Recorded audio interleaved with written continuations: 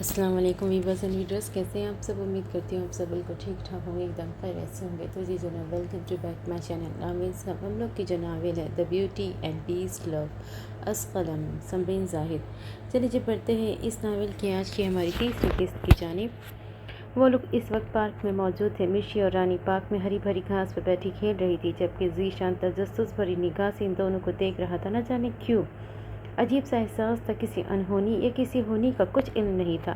مشی کی حالت ایسی اسے تکلیف دیتی تھی۔ وہ جب اس جوان لڑکی کو یوں بچوں کی جیسی حرکت کرتے دیکھتا تو اسے بہت دکھ ہوتا تھا۔ قسمت نے بہت بڑا امتحان لیا تھا اس سے۔ بھیا دیکھو نا، مجھے یہ آئس کریم کھانے سے منع کر رہی ہے۔ اس نے کتنے مان سے اس کے پاس آتے ہی منہ بگاڑتے رانی کی شکایت لگاتے بولی تھی۔ وہ اسے دیکھ مسکرایا تھا۔ پہلی بار کسی نے اسے اتنے مان سے شکایت کی تھی۔ رانی کیوں منع کر رہی ہو یار؟ اس نے رانی کو دیکھتے ہوئے پوچھا تھا۔ ذیشان انکل نے کہا تھا کہ اسے ٹھنڈی چیزیں نہیں دینی، طبیعت کچھ خراب سی ہے، اس لیے منع کر رہی تھی میں، رانی نے وضاحت دیتے ہوئے کہا تھا، کیونکہ مشی کو پچھلے ایک دو دن ہلکا سا نزلہ زکام سا ہو رہا تھا۔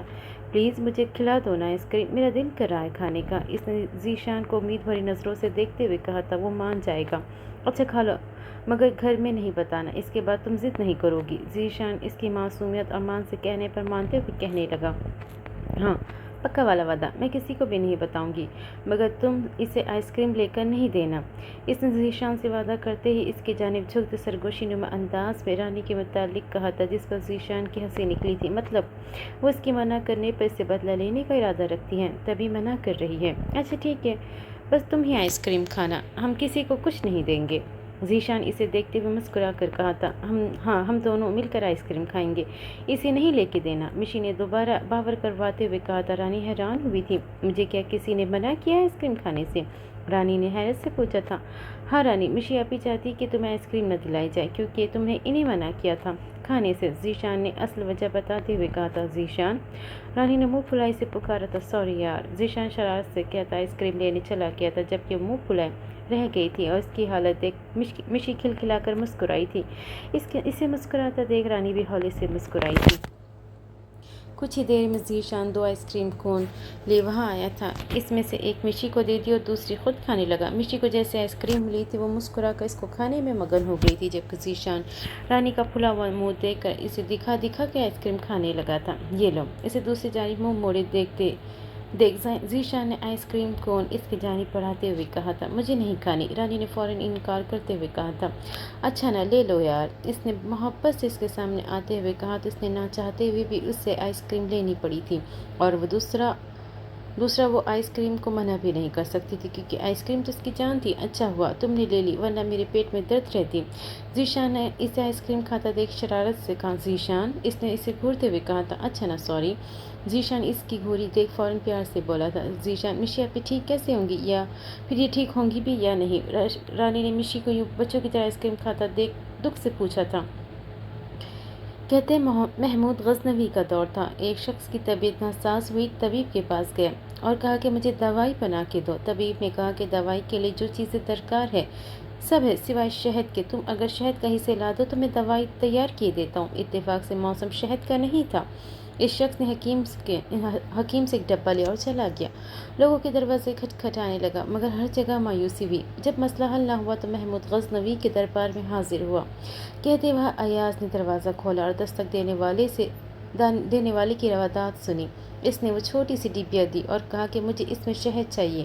ایاز نے کہا، آپ تشریف رکھیے، میں بادشاہ سے پوچھ کے بتاتا ہوں۔ ایاز وہ ڈبیا لے کر بادشاہ کے سامنے حاضر ہوا اور عرض کی کہ بادشاہ سلامت، ایک سائل کو شہد کی ضرورت ہے۔ بادشاہ نے وہ ڈبیا سائڈ میں رکھ دی اور ایاز کو کہا کہ 3 بڑے ڈبے شہد کے اٹھا کے اس کو دے دیے جائیں۔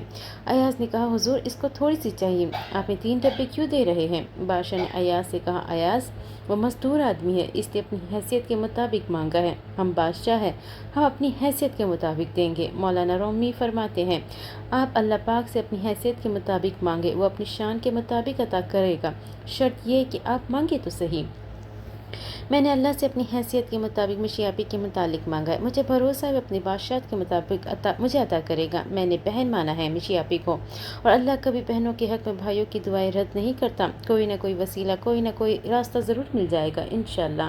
ذیشان نے ایک واقعے کے ذریعے اپنی بات سمجھائی تھی۔ انشاءاللہ مجھے بھی اس دن کا انتظار ہے، رانی نے بھی مسکرا کر امید سے کہا تھا، اور وہ دونوں پھر مشی کو لے کر گھر کی جانب روانہ ہوئے تھے۔ وہ چاروں اس وقت ویٹیکن کی لائبریری میں موجود تھے۔ رات کے پچھلے پہر وہ اس لیے یہاں آئے تھے تاکہ کسی کی نظروں میں آئے بغیر وہ اس کتاب کو اس جگہ پر رکھ سکیں۔ دائم جلدی سے اس کتاب کو اس جگہ پر رکھ دو۔ اس مخصوص جگہ پر آتے ہی فہد نے دائم سے کہا تھا جس کے ہاتھ میں وہ کتاب تھی، ہاں رکھتا ہوں۔ اس نے کہتے ہی فوراً اس کتاب کو اس جگہ پر رکھا اور یکایک وہاں روشنیاں پھیل گئی تھی۔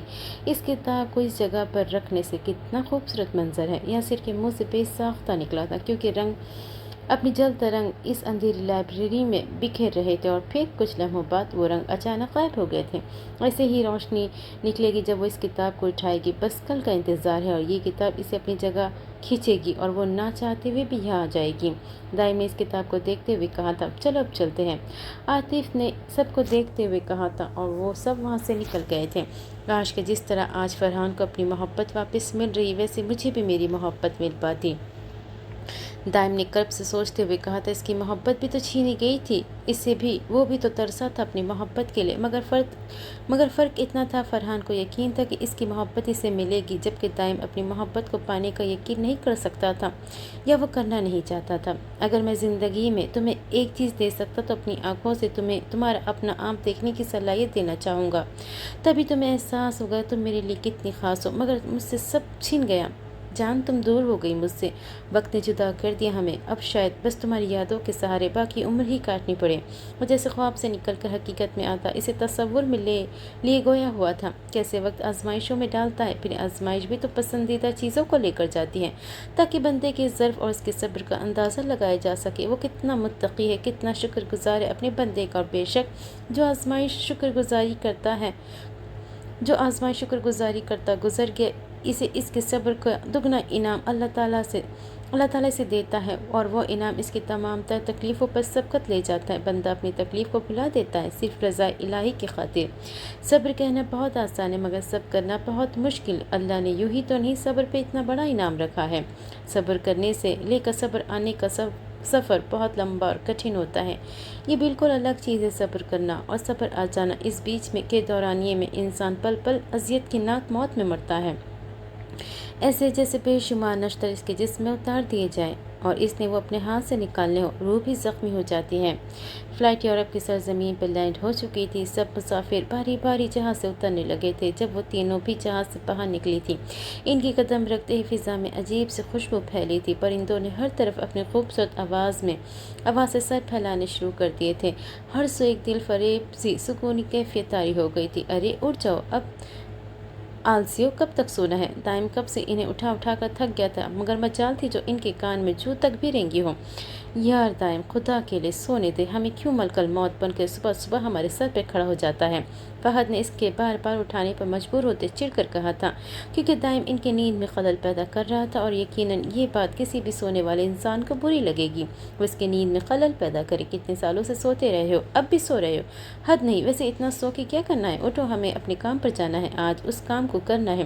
دائم نے انہیں یاد کرواتے ہوئے کہا تھا، یار وہ ابھی تک یہاں آئی بھی نہیں ہوگی، ہم اٹھ جاتے ہیں، بس آدھا گھنٹہ سونے دے۔ یاسر نے بھی کمبل منہ پہ تان لیتے کہا تھا۔ دائم تعصب سے سر ہلاتے کمرے میں موجود کھڑکی کے پاس آیا تھا، جہاں سے باہر کا نظارہ دکھ رہا تھا، کھلا آسمان، اس پر چہچہاتے پرندے ہر سو اپنی خوبصورتی پھیلا رہے تھے۔ دائم اس وقت آدھا انسان آدھے جانور کے روپ میں تھا، اور کھڑکی کے پاس کھڑا باہر خدا کی قدرت دیکھ رہا تھا۔ اچانک ایک عجیب سا احساس ہوا تھا، ایک عجیب سی خوشبو ہوا کے ذریعے اس کے نتنوں میں اتری تھی، آشفا۔ اس کے منہ سے بے ساختہ کسی صنف نازک کا نام اس قدر حیرت اور محبت سے نکلا تھا کہ اگر کوئی سن لیتا تو اس کو یقین کرنا مشکل ہو جاتا کہ دائم جیسا سخت مزاج مرد اس قدر محبت سے کسی کا نام بھی لے سکتا ہے۔ تم میرے آس پاس ہو، یہ مجھے احساس ہو رہا ہے، یہ میرا وہم تو نہیں، کہیں تم سچ میں تو نہیں آ گئی، یا بس مجھے وہم ہوا ہے؟ مگر آج سے پہلے یہ احساس تو کبھی نہیں ہوا، آج ہی کیوں؟ دائم نے آسمانوں کی جانب دیکھتے ہوئے حیرانگی سے خود کلامی کی تھی، اسے یہ احساس پہلے کبھی نہیں ہوا جو آج ہوا تھا۔ اس کی محبت اس کی محبت اس سے دور سے محسوس ہو جایا کرتی تھی، وہ اس کی خوشبو کو دور سے محسوس کر لیا کرتا تھا، اور وہ اس کے پاس آ رہی ہے تو وہ پھر کیسے آج محسوس نہ کرتا۔ آخر وہ آج اس سرزمین پہ قدم رکھ چکی تھی، ادھوری کہانی کو پورا کرنے۔ اسے یہاں بلایا جا چکا تھا، جس میں یقیناً کسی کا بہت بڑا ہاتھ تھا۔ کتنا تکلیف دہ ہوتا ہے نا بس انتظار کرتے رہنا، جبکہ دماغ کہہ رہا کوئی نہیں آئے گا، اور دل کی دھڑکن بس ضد ہو کے تھوڑا وقت، بس تھوڑا اور وقت۔ اور یہی اب دائم کے ساتھ ہو رہا تھا۔ دماغ دل کا ساتھ نہیں دے رہے تھے۔ دل بس ضد تھا کہ وہ آ گئی، مگر دماغ ماننے سے انکاری تھا۔ وہ کیسے آ سکتی؟ اسے گئے ہوئے زمانہ ہو گیا تھا، ناممکن کو ممکن بنا رہا تھا اس کا دل، اور ہمیشہ کی طرح دماغ اپنی لاجک اس کے سامنے رکھ رہا تھا کہ دل کی بات دب سی گئی تھی۔ ہمارا یقین ہی ہمیں زندہ رکھتا ہے، اور جب ساری امیدیں اللہ سے واپس تک لی جائے تو ہار جانے کا ڈر کیسا؟ جو جنگ اللہ کے ساتھ مل کر لڑی جاتی ہے، اس میں شکست کبھی نہیں ہوتی۔ جس کا کوئی خیال نہیں کرتا اس کا اللہ خیال کرتا ہے، اور اس کے آغوش سے بہتر کوئی دوسری جگہ نہیں ہے۔ دائم نے اپنا فیصلہ اللہ کے سپرد کر دیا تھا۔ آج سے کئی سال پہلے جب اس کا سب کچھ چھن رہا تھا، اس نے اس خدا پہ بھروسہ کر کے اپنا سب کچھ داؤ پر لگایا تھا، صرف اس لیے کہ اسے امید تھی، اللہ پر یقین تھا کہ اللہ اسے صبر کا بہتر بدلہ عطا کرے گا، اور شاید وہ وقت آ چکا تھا جب اسے اس کا کھویا ہوا سب کچھ دیا جائے گا، مگر وہ انجان تھا سب سے۔ اسے علم نہیں تھا کہ اسے کیا ملنے والا ہے۔ اس نے جیسے ہی سرزمین پہ قدم رکھا، فرحان کے چہرے پر ایک گہری پرسوز مسکراہٹ نے احاطہ کیا تھا۔ تم آ گئی میری پرنسس، مائی بیوٹی، بس ایک بار اس کتاب کو پڑھ کر تم یہاں آ جاؤ۔ تمہارے یہاں قدم رکھتے ہی، مجھے چھوتے ہی میں زنجیروں سے آزاد ہو جاؤں گا۔ تمہارا چھونا مجھے آزادی دلوا دے گا، پھر مجھ سے میری جان کو کوئی الگ نہیں کر پائے گا۔ سب کو اپنے کیے کا حساب دینا ہوگا، فرحان نے ایک امید بھرے انداز میں کہا تھا۔ فرحان ابھی وہ مسکرا ہی رہا تھا کہ جب اچانک اسے دائم کی آواز سنائی دی تھی۔ اس کی پکار سن اس کی مسکراہٹ مزید گہری ہوئی تھی۔ کیا ہوا دائم؟ فرحان نے پل بھر میں چہرے پہ سنجیدگی اور دریافت کیا تھا۔ فرحان ایک عجیب سا احساس ہوا ہے مجھے یار، میں تب سے بے چینی کے عالم میں، مجھے سمجھ نہیں آ رہا کیا وہ سچ ہے یا محض میرا وہم۔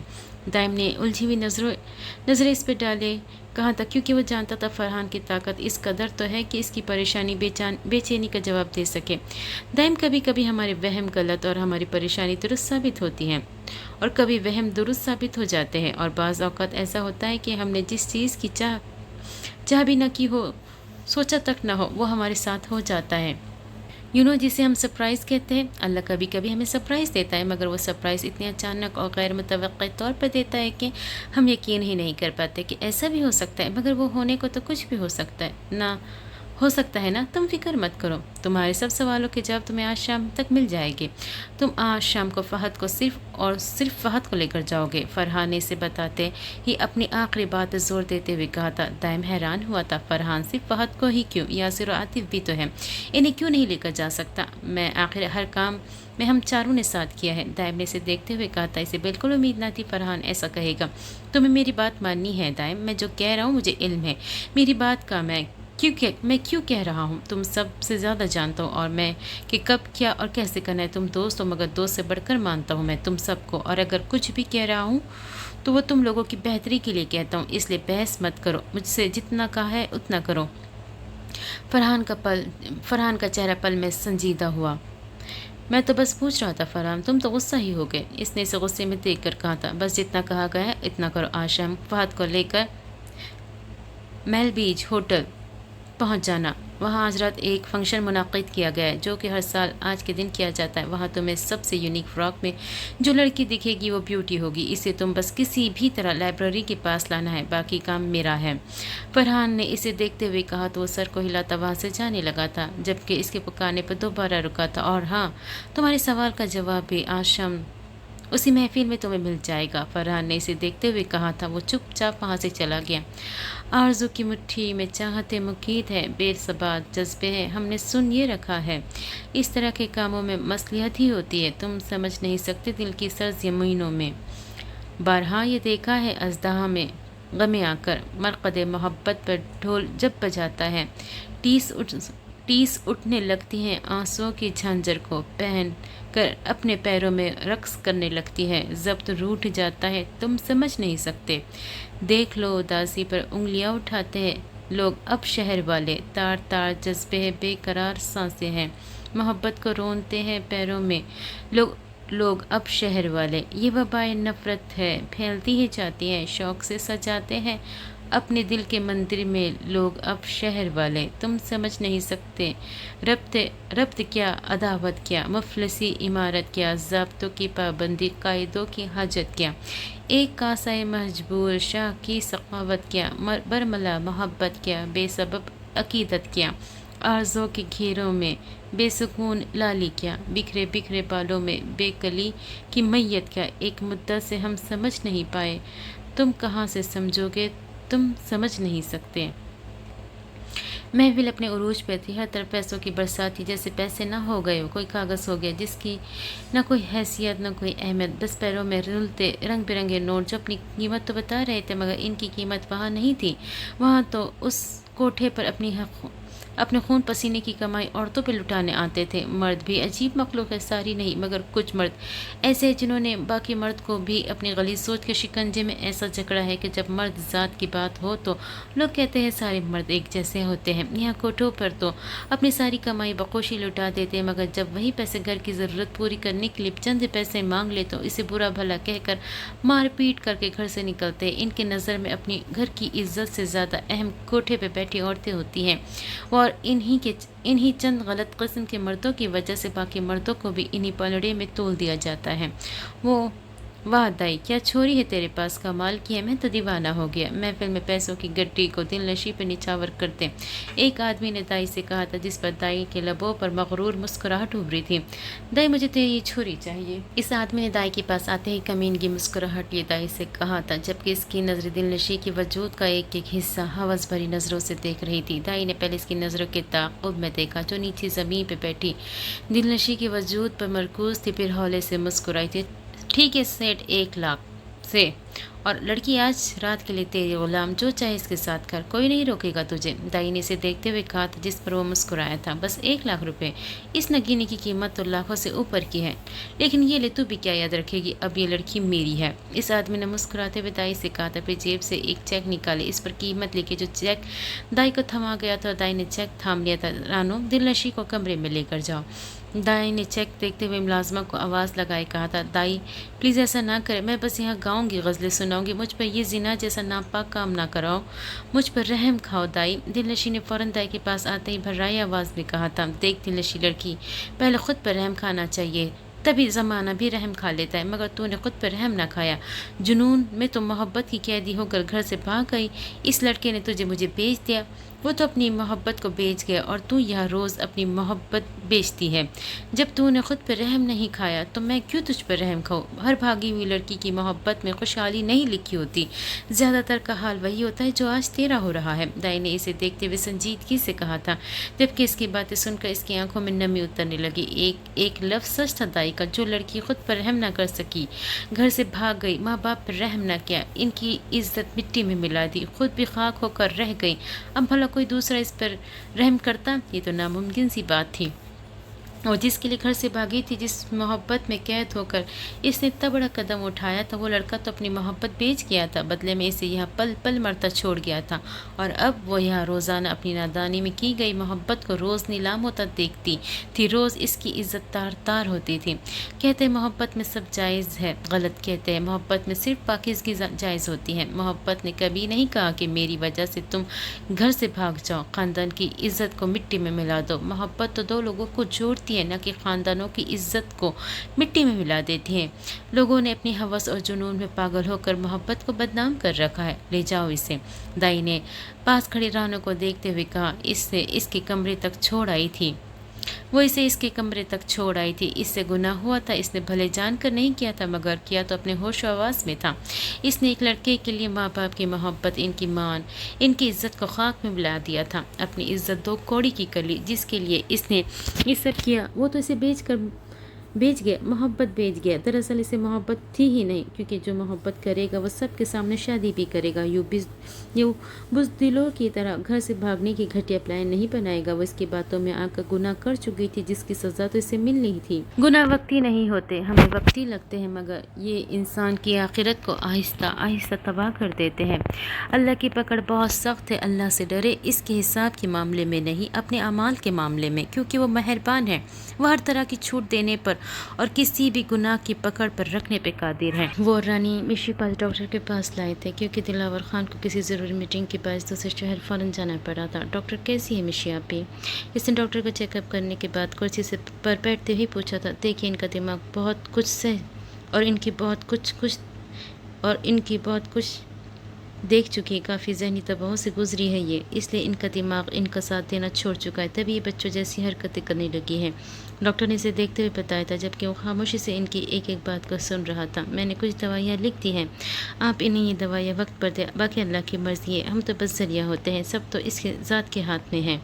ڈاکٹر نے دوائیاں لکھی ہوئی پرچی اس کی جانب بڑھاتے ہوئے کہا تھا۔ وہ شکریہ کہتا رانی اور مشی کو لے کر ہاسپٹل سے نکلا تھا۔ گھر آ کر مشی کو اس کے کمرے میں اسے دوائی دے کر سلا دیا گیا تھا۔ رانی اور ذیشان باہر لان میں بیٹھے ہوئے تھے، دونوں کو درمیان میں مکمل خاموشی تھی کیونکہ کوئی بات ہی نہیں تھی جو وہ کرتے۔ مشی کی اس طرح حالت دیکھ کر لفظ کہیں دب جاتے تھے، جو اب سے پہلے ہر بات پر اسے چھیڑتا، تنگ کرتا تھا، اب اسے بھی کچھ نہیں کہتا تھا، بہت کم، کبھی کبھی سے پہلے کے انداز سے بات کر لیتا تھا، ورنہ ہر پل مشی کو ٹھیک کرنے کا کوئی نہ کوئی راستہ ڈھونڈتا تھا۔ وہ رانی بھی خاموش سی ہو گئی تھی مگر مشی کے ساتھ کھل کر مسکرانے لگنے لگی تھی۔ بے رونق زندگی میں مشی نے رنگ بھر دیے تھے، وہ ساری خوشیاں جن سے اپنی غربت کے باعث دور رہے تھے، وہ خوشیاں انہیں ملنے لگی تھیں۔ ہنسنا، کھیلنا، موج مستی سب مشی ان دونوں کے ساتھ کرتی تھی اور وہ بھی مشی کے ساتھ اس طرح رہتے تھے جیسے نہ جانے کب کی وقفیت ہو۔ تم کس ہوٹل میں اسٹے کر رہی ہو ماہنور؟ ایئرپورٹ سے اپنا لگیج لیتے ہی باہر نکلتے رمشا نے ماہنور سے پوچھا۔ پتہ نہیں یار، میں تو خوشی میں اس قدر گم ہوئی کہ یاد بھی نہیں رہا کہ یہاں آ کر رہوں گی کہاں۔ ماہنور نے اس کی بات سن کر پریشانی سے کہا تھا۔ تم سچ میں پاگل ہو؟ زری نے اس کی بات سن کر مسکراتے ہوئے کہا تھا۔ تم ہمارے ساتھ ہمارے ہوٹل اسٹے کر لو، ہم روم شیئر کر لیں گے۔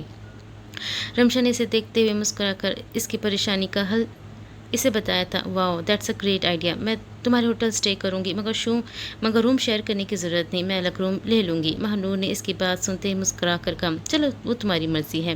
اس نے مسکرا کر کہا تو تینوں ایئرپورٹ سے باہر نکل آئے تھے۔ رمشا نے ٹیکسی کی جانب چلنے کا اشارہ کیا تھا اور کچھ ہی دیر میں وہ تینوں ویٹیکن سٹی کے بہت خوبصورت ہوٹل کے باہر کھڑے تھے۔ واو، کتنا خوبصورت ہے یہ ہوٹل! زری نے ہوٹل کے سامنے کھڑے ہوتے ہی اس کی خوبصورتی کی تعریف کی تھی، جہاں خوبصورت جعلی حرف میں میل بیچ ہوٹل لکھا ہوا تھا۔ اب اندر بھی چلو یار، رمشا نے انہیں دیکھتے ہوئے کہا تھا جو ہوٹل کو ستائشی نظروں سے دیکھی جا رہی تھی۔ اچھا، ویسے اب یہ دیکھو نا، یہاں ارینجمنٹس ہو رہی ہے، میرے خیال یہاں کوئی پارٹی ہے۔ زری نے آس پاس کچھ لوگوں کو ہوٹل کی سجاوٹ کرتے دیکھ رمشا سے کہا تھا۔ اچھا اندر تو چلو نا یار، میں تھک گئی ہوں بہت، رمشا نے تھکے انداز میں کہا تھا کیونکہ وہ سفر سے کافی تھک چکی تھی، مگر زری اور ماہنور وہ تو بس ہوٹل دیکھنے کے لیے بے تاب تھی کیونکہ ہوٹل کی خوبصورتی واقعی میں اپنی مثال آپ تھی۔ ہیلو میم، رمشا نے ریسیپشن پہ آتے ہی وہاں موجود لڑکی کو دیکھتے ہوئے کہا تھا۔ ہیلو میم، میں کیا مدد کر سکتی ہوں آپ کی؟ اس لڑکی نے اپنی قومی زبان میں اسے کہا تھا۔ جی یہ دیکھ لیں آپ، رمشا نے بھی انگریزی میں اسے دیکھتے ہوئے کہا تھا اور اس کی جانب ایک لفافہ بڑھایا جسے وہ لڑکی دیکھنے لگی تھی۔ یہ لیں میم، یہ آپ کے رومز کی چابی ہے۔ اس نے انگریزی میں ہی اسے لفافہ پڑھنے کے بعد چابیاں پکڑائی تھیں۔ ہمیں ایک روم اور چاہیے تو پلیز اگر ہے تو ہمیں دے دے، رمشا نے مسکرا کر کہا تو اس لڑکی نے چیک کر کے ایک روم اور دے دیا تھا اسے۔ ویسے یہاں کوئی پارٹی ہے کیا؟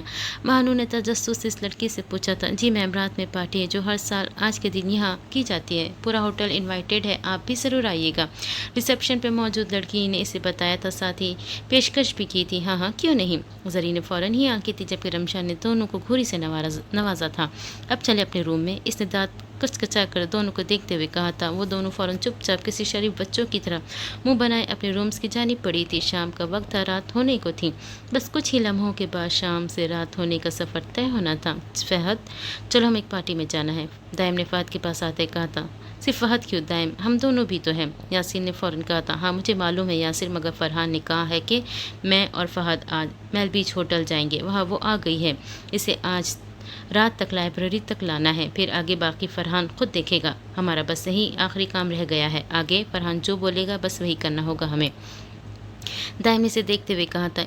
اب جلدی سے انسانی شکل اختیار کرو اپنی اور تیار ہو، بس پارٹی شروع ہونے والی ہے، دائم نے فہد کو دیکھتے کہا۔ वो फ़ौरन से सर को हिलाता वहाँ से तैयार होने को चला गया था, जबकि दाइम भी अपनी इंसानी शक्ल इख्तियार करता तैयार होने चला गया था। रात की तारीकी ने हर सू अपना रात जमाया हुआ था, मगर मल बीच होटल में इस रात एक अलग ही झलक नुमाया थी। हर तरफ रंग बिरंगे लाइट्स में खूबसूरती से सजाया गया होटल अपनी मिसाल आप लग रहा था। इस पर सजे सवरे लोगों की सरगोशियाँ कह कहे इस महफिल में जान डाल गए थे। पार्टी अपने उरूज पर थी। महफिल में आए लोग एक दूसरे के साथ गपशप में मसरूफ़ थे। वेटर सबको ड्रिंक्स सर्व कर रहे थे। जब महफिल में 3 लड़कियों ने कदम रखा था, जिनमें से एक ने सुर्ख रंग की पाँव तक आती फ्रॉक के साथ चूड़ीदार पजामा पहने, दुपट्टे को एक साइड पर डाले, हल्का सा मेकअप की, वो बहुत खूबसूरत लग रही थी। खुदा खूबसूरती सबको देता है, मगर कशिश बहुत कम लोगों को ही मिलती है। इस वक्त वो बहुत पुरकशिश लग रही थी। सब इसे देख रहे थे क्योंकि यूरोप जैसे बोल्ड मुल्क में वो फ्रॉक में मलबूस थी। जब बाकी पार्टी की रौनक बने लोगों ने अपने मुल्क की रिवायत के हिसाब से छोटे और बोल्ड से कपड़े जेबतन किए हुए थे। इन सब में वो तीनों बहुत ही अलग और पुरकशिश लग रही थी। ये सब हमें ऐसे घूर के क्यों देख रहे हैं? जरी ने सबको खुद को घूरता देख रमशा से पूछा था, जो पार्टी में आना ही नहीं चाहती थी, मगर जरी और महानूर के इसरार पर आ गई थी। अब सबको यूँ देख जरी को देखने लगी थी, जो इससे सवाल पूछ रही थी। हकीकत में हमने ये फ़्रॉक पहनी है, शायद इसलिए देखो सब ने कैसे बोल्ड ड्रेसेस पहने हैं। इन सब में बस हम 3 हैं जिन्होंने फ़्रॉक पहनी हुई है, और सबसे अलग भी हम ही लग रहे हैं। मैंने कहा था ना, हम नहीं जाते पार्टी में। देखो सब कैसे देख रहे हैं, हमें जैसे चिड़ियाघर में शेर को देखते हैं। रमशा ने जरी को देखते हुए संजीदगी से कहा था, ओ फापी, आप भी ना देख रही है तो देखने दे, आप आखिर हम अलग और खूबसूरत लग रहे हैं सबसे।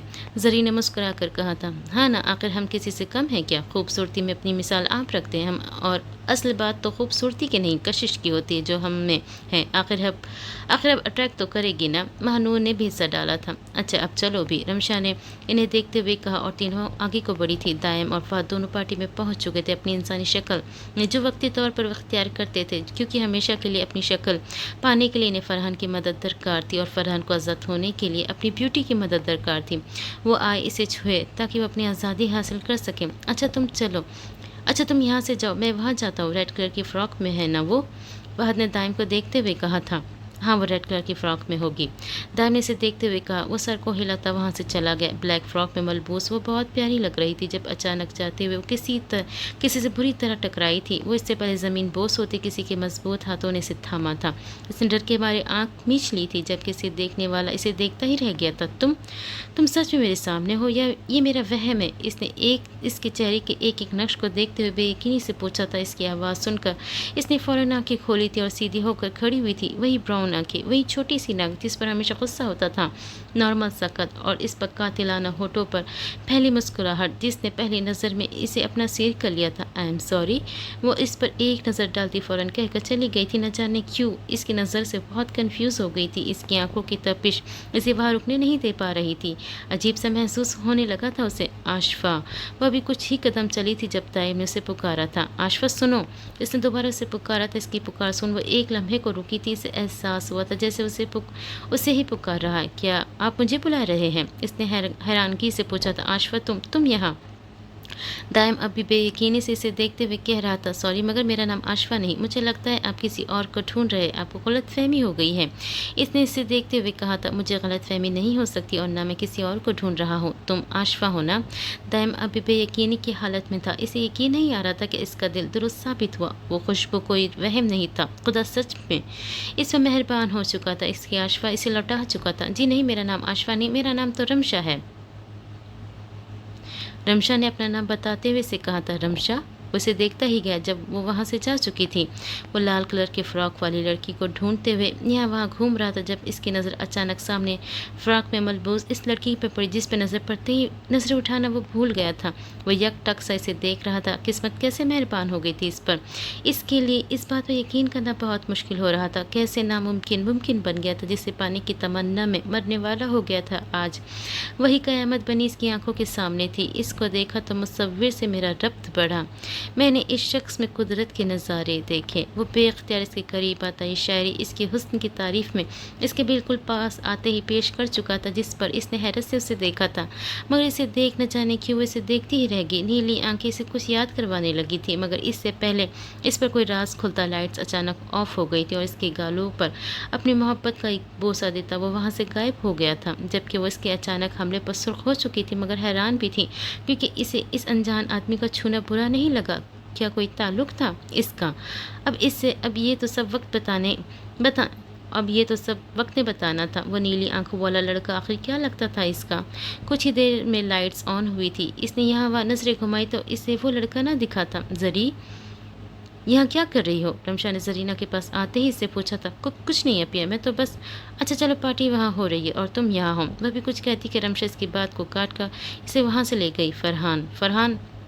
عاشفہ فرحان، دائم نے فرحان کے سامنے آتے ہی ہکلاتے ہوئے کہا تھا۔ اسے سمجھ نہیں آ رہی تھی وہ اپنی خوشی کیسے بیان کرے۔ اسے کیسے پتا کہ اس کی بیوٹی کے ساتھ ساتھ اس کی عاشفہ بھی مل گئی تھی۔ میں جانتا ہوں سب دائم، بس یہی خوشی تو دیکھنا چاہتا تھا میں تمہیں اور فہد کو وہاں بھیجا تھا میں نے وہاں، فرحان کو مسکراتے ہوئے کہا تھا۔ مطلب کہ فہد کی بھی ہم سفر بھی آ چکی ہے۔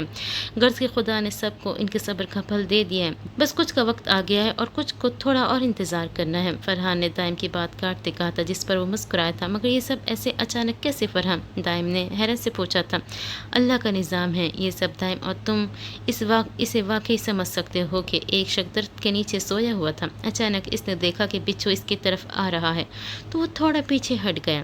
بچھو اس کے پاس ایسے گزرا جیسے وہ کسی کام سے جا رہا ہو۔ اس نے سوچا عجیب بات ہے، مجھے کچھ کہے بغیر یہ آگے کیسے چلا گیا؟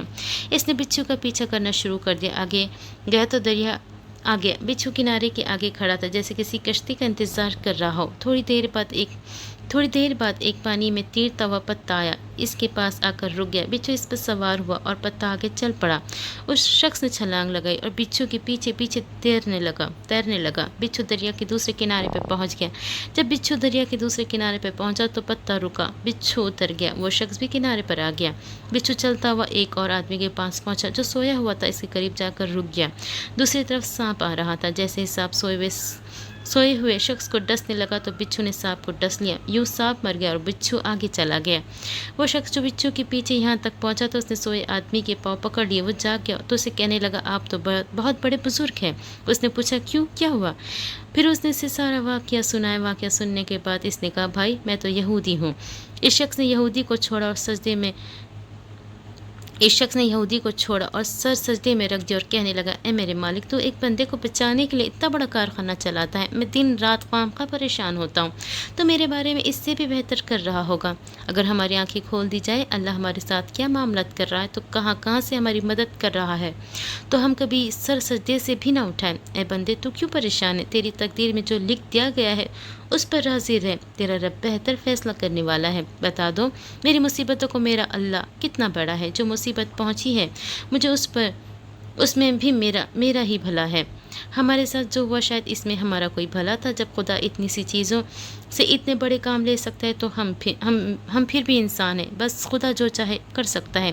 کہتے سچی محبت ہو تو کائنات کا ہر ذرہ سے ملوانے میں مدد کرتا ہے۔ جب ہمارے جذبے ہمارا پروردگار عالم کی بارگاہ میں اپنے حق میں فیصلہ مانگے تو پھر ایسے معجزے کرتا ہے کہ عقل تنگ رہ جاتی ہے۔ فرحان نے مسکراتے ہوئے کہا تھا، عبادت سے جنت ملتی ہے جبکہ تڑپ سے اللہ ملتا ہے۔ عبادت تو پروٹوکول کی طرح ہوتی ہے کہ تو ہی بادشاہ ہے، ہم تیرے سامنے جھکتے ہیں، ہم تیری عبادت کرتے ہیں۔ عبادت فرشتہ بنا سکتے ہیں مگر درد انسان بناتا ہے۔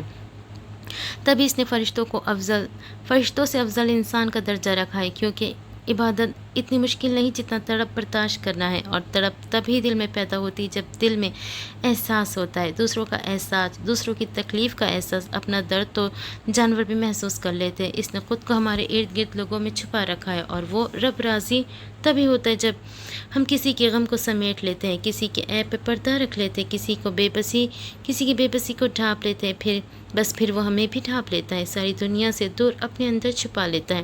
تم لوگوں نے ہمیشہ دوسروں کا درد اپنا درد سمجھا، ان کی مدد کی تو تم لوگوں کو تو انعام ملنا ہی تھا، نہ سزا کا مستحق میں تھا کیونکہ میں گمراہی میں تھا اور مجھے میری سزا مل چکی ہے۔ وہ خدا مجھ پر مہربان ہو کر مجھے معاف کر گیا۔ بس اب اس کے آنے کی دیر ہے تو جاؤ، اسے لائبریری کے پاس پہنچاؤ 12 بجے تک۔ دائم کو دیکھتے ہوئے فرحان نے اسے کہا تھا۔ ہاں ہاں جا رہا ہوں، بس حیرانگی اتنی تھی کہ فوراً تیرے پاس چلا آیا، دائم نے مسکراتے ہوئے کہا تھا اور وہاں سے غائب ہو گیا تھا تاکہ اس لڑکی کو لائبریری تک پہنچا سکے۔ جب اس کی خوشی دیکھ کر فرحان مسکرایا تھا۔ جو خوشی آج دائم کے چہرے پر تھی وہ خوشی اسے دیکھے ہوئے سالوں گزر گئے تھے۔ فرحان کو اس کی بیوٹی مل گئی تھی، دائم کو اس کی عاشقہ رمشا کی صورت میں اور فہد کو اس کی جان زری کی صورت میں مل چکی تھی۔ اب آگے اور کتنی کہانیاں کیسی پوری ہوگی یہ تو خدا ہی جانتا ہے۔ دائم فوراً فرحان کے پاس سے ہو کر پارٹی میں پہنچا جہاں اسے سامنے فہد دکھا تھا۔ آج اس کے چہرے پر بھی خوبصورت مسکراہٹ تھی۔ وہ اسے دیکھ کر مسکرایا تھا اور اس کی جانب بڑھا۔ فہد وہ ملی؟ اس نے اس کے پاس آتے ہی فوراً پوچھا۔ ہاں مل گئی، وہ وہاں جو 3 لڑکیاں کھڑی ہیں ان میں سے ایک لال کلر فراک والی وہی ہے۔ فہد نے تھوڑی دور کھڑی آپس میں بات کرتی زرینہ، رمشا اور مہانور کی جانب اشارہ کرتے ہوئے دائم کو بتایا تھا۔ ٹھیک ہے، تم یہیں رکنا، میں تم سے یہیں ملوں گا، اسے لائبریری لے جا کر دوبارہ یہیں چھوڑنے آؤں گا، پھر ساتھ گھر چلیں گے۔ دائم نے فہد کو دیکھتے ہوئے کہا تو وہ سر کو اس بات میں ہلا گیا تھا۔ دائم نے کچھ فاصلے پر آ کے اپنی آنکھیں بند کی تھی اور کچھ پڑھنے لگا تھا۔ کچھ ہی لمحوں بعد اس نے آنکھیں کھولی اور ایک پھونک ماری تھی۔ مہانور جو رمشا اور زری کے ساتھ باتوں میں مصروف تھی، اچانک اس کے جسم میں ایک سنسنی سے دوڑی تھی۔ اس کی پلکیں جھپکی، دائم کا پڑھا گیا اس پر اثر دکھا گیا تھا۔ تم لوگ باتیں کرو، میں ذرا واش روم سے آئی۔ وہ سپاٹ چہرے کے ساتھ ان دونوں کو دیکھ کر کہتی وہاں سے چلی گئی تھی۔ دائم فوراً اس کے پیچھے آیا تھا جو ہوٹل کے اندر جانے لگی تھی۔ رکو، دائم کی آواز پر اس نے اپنے بڑھتے قدم روکے تھے اور مڑ کر اسے دیکھا تھا۔ تو میرے ساتھ چلو گی؟ دائم نے اسے دیکھتے ہوئے کہا تو وہ سر کو اس بات میں ہلا گئی تھی۔ دائم نے کچھ پڑھا اور وہاں سے غائب ہو گئے تھے اور وہ سیدھا ویٹیکن لائبریری کے سامنے ظاہر ہوئے تھے۔ فرحان، میں لے آیا ہوں، آگے تم دیکھو۔ اس نے آنکھیں بند کیے فرحان سے کنیکٹ ہو کر کہا تھا تم جاؤ۔ فرحان نے زندان سے اسے حکم دیا تھا، وہ فوراً وہاں سے غائب ہوا تھا۔ بیوٹی؟ فرحان کی دلکش آواز مہانور کے کانوں میں پڑی تھی۔ اندر جاؤ بیوٹی، فرحان نے اسے کہا تو اس نے اپنے قدم بڑھائے تھے۔ لائبریری کے اندر داخل ہونے کے لیے اس پر خاص قسم کا جادو کیا گیا تھا، کوئی اسے دیکھ نہ سکے، تبھی وہ آسانی سے لائبریری کے اندر داخل ہوتی چلی جا رہی تھی۔ وہ کتاب اس کی شعاعیں بڑھنے لگی تھی، مہانور کو اپنی جانب اٹریکٹ کرنے لگی تھی۔ مہانور خود بخود اس کتاب کی جانب قدم بڑھانے لگی تھی۔ وہ جیسے اس کتاب کے پاس آئی تھی، اچانک ہوش اس کے جسم میں سنسنی دوڑی اور وہ اپنے ہوش و حواس میں واپس لوٹی تھی۔ اس کا حیرت کا کوئی اندازہ نہ تھا کہ وہ کہاں ہے، ابھی تو میں پارٹی میں تھی۔ اس نے اطراف کا جائزہ لیتے ہوئے حیرانگی سے کہا تھا، مگر جیسے اس نے آس پاس نظر دوڑائی وہ بالکل ساکت ہو گئی تھی۔ اس کی اچانک دل میں جاگنے والی خواہش پائے تک میل تک پہنچی تھی۔ وہ لائبریری میں کھڑی تھی۔ میں لائبریری میں ہوں، اس نے حیرت زدہ آنکھوں کو گھماتے ہوئے کہا تھا جب اس کی نظر سامنے موجود کتاب پر پڑی تھی۔ یہ کتاب اس میں سے شعاعیں کیوں نکل رہی ہے؟ مہانور نے حیرت سے اس کتاب کو دیکھتے ہوئے سوچا تھا، مجھے اس کتاب کو اٹھانا چاہیے اور دیکھنا چاہیے کہ آخر یہ ہے کیا۔ اس نے تجسس سے سوچا تھا۔ وہ کتاب اسے اپنی جانب کھینچنے لگی تھی اور وہ لاشعوری طور پر اس کی جانب بڑھی تھی۔ اس کتاب کو اٹھاتے وہ روشنی ختم ہو گئی تھی، لیکن وہ کتاب اٹھاتے ہی وہ بے ہوش ہو چکی تھی اور کتاب اس کے پاس پڑی تھی۔ آنکھیں بند ہونے سے پہلے جو آواز اس کے کانوں میں پڑی تھی وہ اسے جانب پہچانی محسوس ہوئی تھی۔ بیوٹی ریلیکس، بس تمہارا پیس تمہارے پاس آ جائے گا، ہم دونوں ایک ہو جائیں گے۔ فرحان کی گمبھیر آواز اس کے کانوں میں پڑی تھی اور وہ اپنی بند ہوتی آنکھیں مکمل طور پہ بند کر کے بے ہوش ہو چکی تھی۔ فرحان کے چہرے پہ خوبصورت مسکراہٹ نے احاطہ کیا تھا۔ صبح اس کی آنکھ کھلی تو خود کو ہوٹل روم میں پایا تھا، سر درد سے چکرا رہا تھا۔ وہ سر کو تھامتی اٹھ بیٹھی تھی۔ وہ اطراف کا جائزہ لیا تھا۔ رمشا اور زری اس کے پاس ہی بیٹھی ہوئی تھی جو اس کے ہوش میں آتے اس کی جانب لپکی تھی۔ نور، تم ٹھیک تو ہو نا؟ رمشا نے پریشانی سے پوچھا تھا۔ ہاں میں ٹھیک ہوں رمشا، تم یہاں کیا کر رہی ہو؟ اور میں یہاں کیسے؟ ہم تو پارٹی میں تھے نا؟ مہانور نے چکراتے سر کو ہاتھوں سے تھامے اسے استفسار کیا تھا۔ میڈم، پارٹی رات کو تھی اور اس وقت دوپہر کے 2 بج رہے ہیں، زری نے اسے بتاتے ہوئے کہا تھا۔ کیا؟ مہانور نے جیسے اس کی بات سنی حیرانگی سے گویا ہوئی۔ ہاں، تم رات کو ہمیں نیچے ہال میں بے ہوش ملی تھی، تب سے تم اب ہوش میں آئی ہو۔ ڈاکٹر کو دکھائے تو کہتے ہیں ٹھیک ہو، مگر پھر بھی اتنی لمبی بے ہوشی، اسٹرینج۔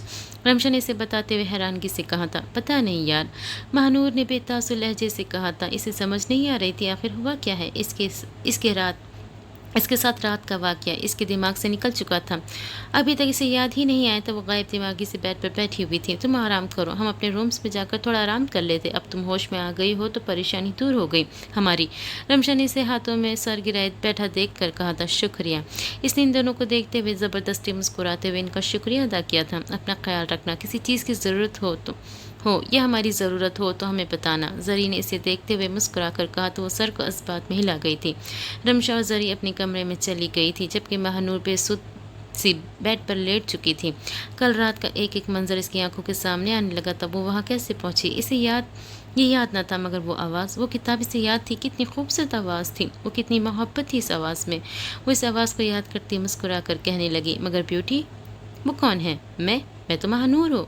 میں تو مہنور ہوں نا۔ اور بیوٹی تو بیسٹ کی ہوتی ہے، اور بیسٹ تو ظالم ہے، درندہ ہے اور بے حس ہوتا ہے۔ وہ اچانک سے خوف زدہ ہو گئی تھی، نہ جانے کیوں ایک ڈر اس کی آنکھوں میں خوف لے آیا تھا۔ وہ کتاب، اس نے اچانک کتاب کو ڈھونڈنے کے لیے نظریں یہاں وہاں دوڑائی تھی۔ چند ہی لمحوں میں اس کی نظر سامنے پڑی ٹیبل پر اسی کتاب پہ پڑی جس میں سے کل رات روشنیاں نکل رہی تھی۔ یہ کتاب، اس نے فوراً بیڈ سے اٹھتے ہوئے کہا تھا۔ سامنے پڑی اس کتاب کو اٹھایا تھا۔ مجھے اس کتاب کو دیکھنا چاہیے، پڑھنا چاہیے، ضرور کوئی بات ہے اس کتاب میں۔ اس نے تجسس سے کتاب کو دیکھتے ہوئے کہا تھا، جس کی کور پر بیسٹ کی تصویر تھی، ساتھ جعلی حرف میں لکھا تھا، دا کنگ فرحان۔ اسے تجسس ہوا تھا پڑھنے کا۔ اس نے فوراً ہی اپنے بالوں کو جوڑی کی شکل میں باندھا تھا، کتاب اٹھائی، وہ بیڈ پر بیٹھی تھی۔ یاسر فرحان کی سنجیدگی بھری پکار زندان میں گونجی تھی۔ یاسر سیکنڈ سے پہلے حاضر ہوا تھا۔ جی اس نے اکلاتے ہوئے کہا تھا۔ نہ جانے ایسا کیا ہو گیا تھا کہ اسے یوں بلا لیا گیا تھا۔ آج سے پہلے کبھی ایسا نہیں ہوا تھا۔ تمہیں ابھی اسی وقت عاطف کے ساتھ پاکستان شہر کراچی جانا ہے، اس نے اسے سنجیدگی سے حکم دیا۔ مگر کیوں؟ میرا مطلب ہے کہ کیا لینے؟ اس نے اپنی بات کو بدلتے ہوئے کہا تھا، تمہیں وہاں لائٹ ہاؤس، جبکہ عاطف کو وہاں کے علاقے ڈیفینس میں جانا ہے۔ اس نے اسے بتایا تھا۔ چہرے پہ بلا کی سنجیدگی تھی، آنکھیں لال انگارہ ہو رہی تھی۔ یاسر کے پسینے چھوٹنے لگے تھے فرحان کا روپ دیکھ کر۔ اچھا، اس کے منہ سے فقط اتنا ہی نکل پایا تھا، آج رات تم عاطف کے ساتھ نکل جاؤ۔ اس نے دوسرا حکم صادر کیا۔ وہ فوراً سر کو ہلاتا وہاں سے غائب ہوا تھا۔ یہاں رکنے سے تو اس کی جان نکلنے والی ہو گئی تھی۔ اس کے جاتے ہی فرحان مسکرایا۔ عجیب آدمی تھا وہ، پل میں سونا پل میں چاندی کی مصداق، کبھی غصہ تو کبھی مسکرا دینے والا۔ اس کے نزدیک غم ترک وفا کچھ بھی نہیں، مطمئن ایسا ہے جیسے ہوا کچھ بھی نہیں۔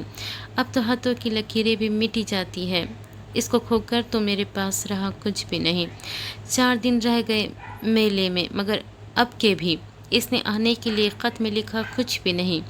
کل بھی چھڑنا ہے تو پھر عہد وفا سوچ کے بعد، ابھی آغاز محبت ہے، گیا کچھ بھی نہیں۔ میں تو اس واسطے چپ ہوں کہ تماشا نہ بنے، تو سمجھتا ہے مجھے تجھ سے گلا کچھ بھی نہیں۔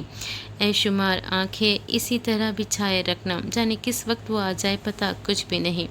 محفل اپنی عروج پر تھی، وہ ہال کے بیچ بیٹھی ہمیشہ کی طرح آج بھی اپنی سریلی آواز میں سب کو جکڑے ہوئی تھی۔ سب اس کی غزل سننے آتے تھے۔ رقاصاؤں کے رقص کی اتنی ڈیمانڈ نہیں تھی اب جتنی اس کی غزل کی ڈیمانڈ ہو چکی تھی۔ دائی کی تو لاٹری لگ چکی تھی، اسے خرید کر اس نے جتنے پیسے اس لڑکے کو دیے تھے، اس سے کئی گنا زیادہ دل نشی سے کما بھی لیے تھے۔ روز اسے کسی نہ کسی کی بیٹ کی زینت بنا کر وہ لاکھوں کے حساب سے کما رہی تھی۔ دل نشی اپنی قسمت پہ روتی، سب کچھ کرنے پہ مجبور تھی۔ دل نشی ایک لاحاصل چیز کے پیچھے بھاگی تھی، ایک رشتہ جس کی اسلام میں تو کیا کسی بھی مذہب میں اجازت نہیں تھی بوائے فرینڈز بنانا۔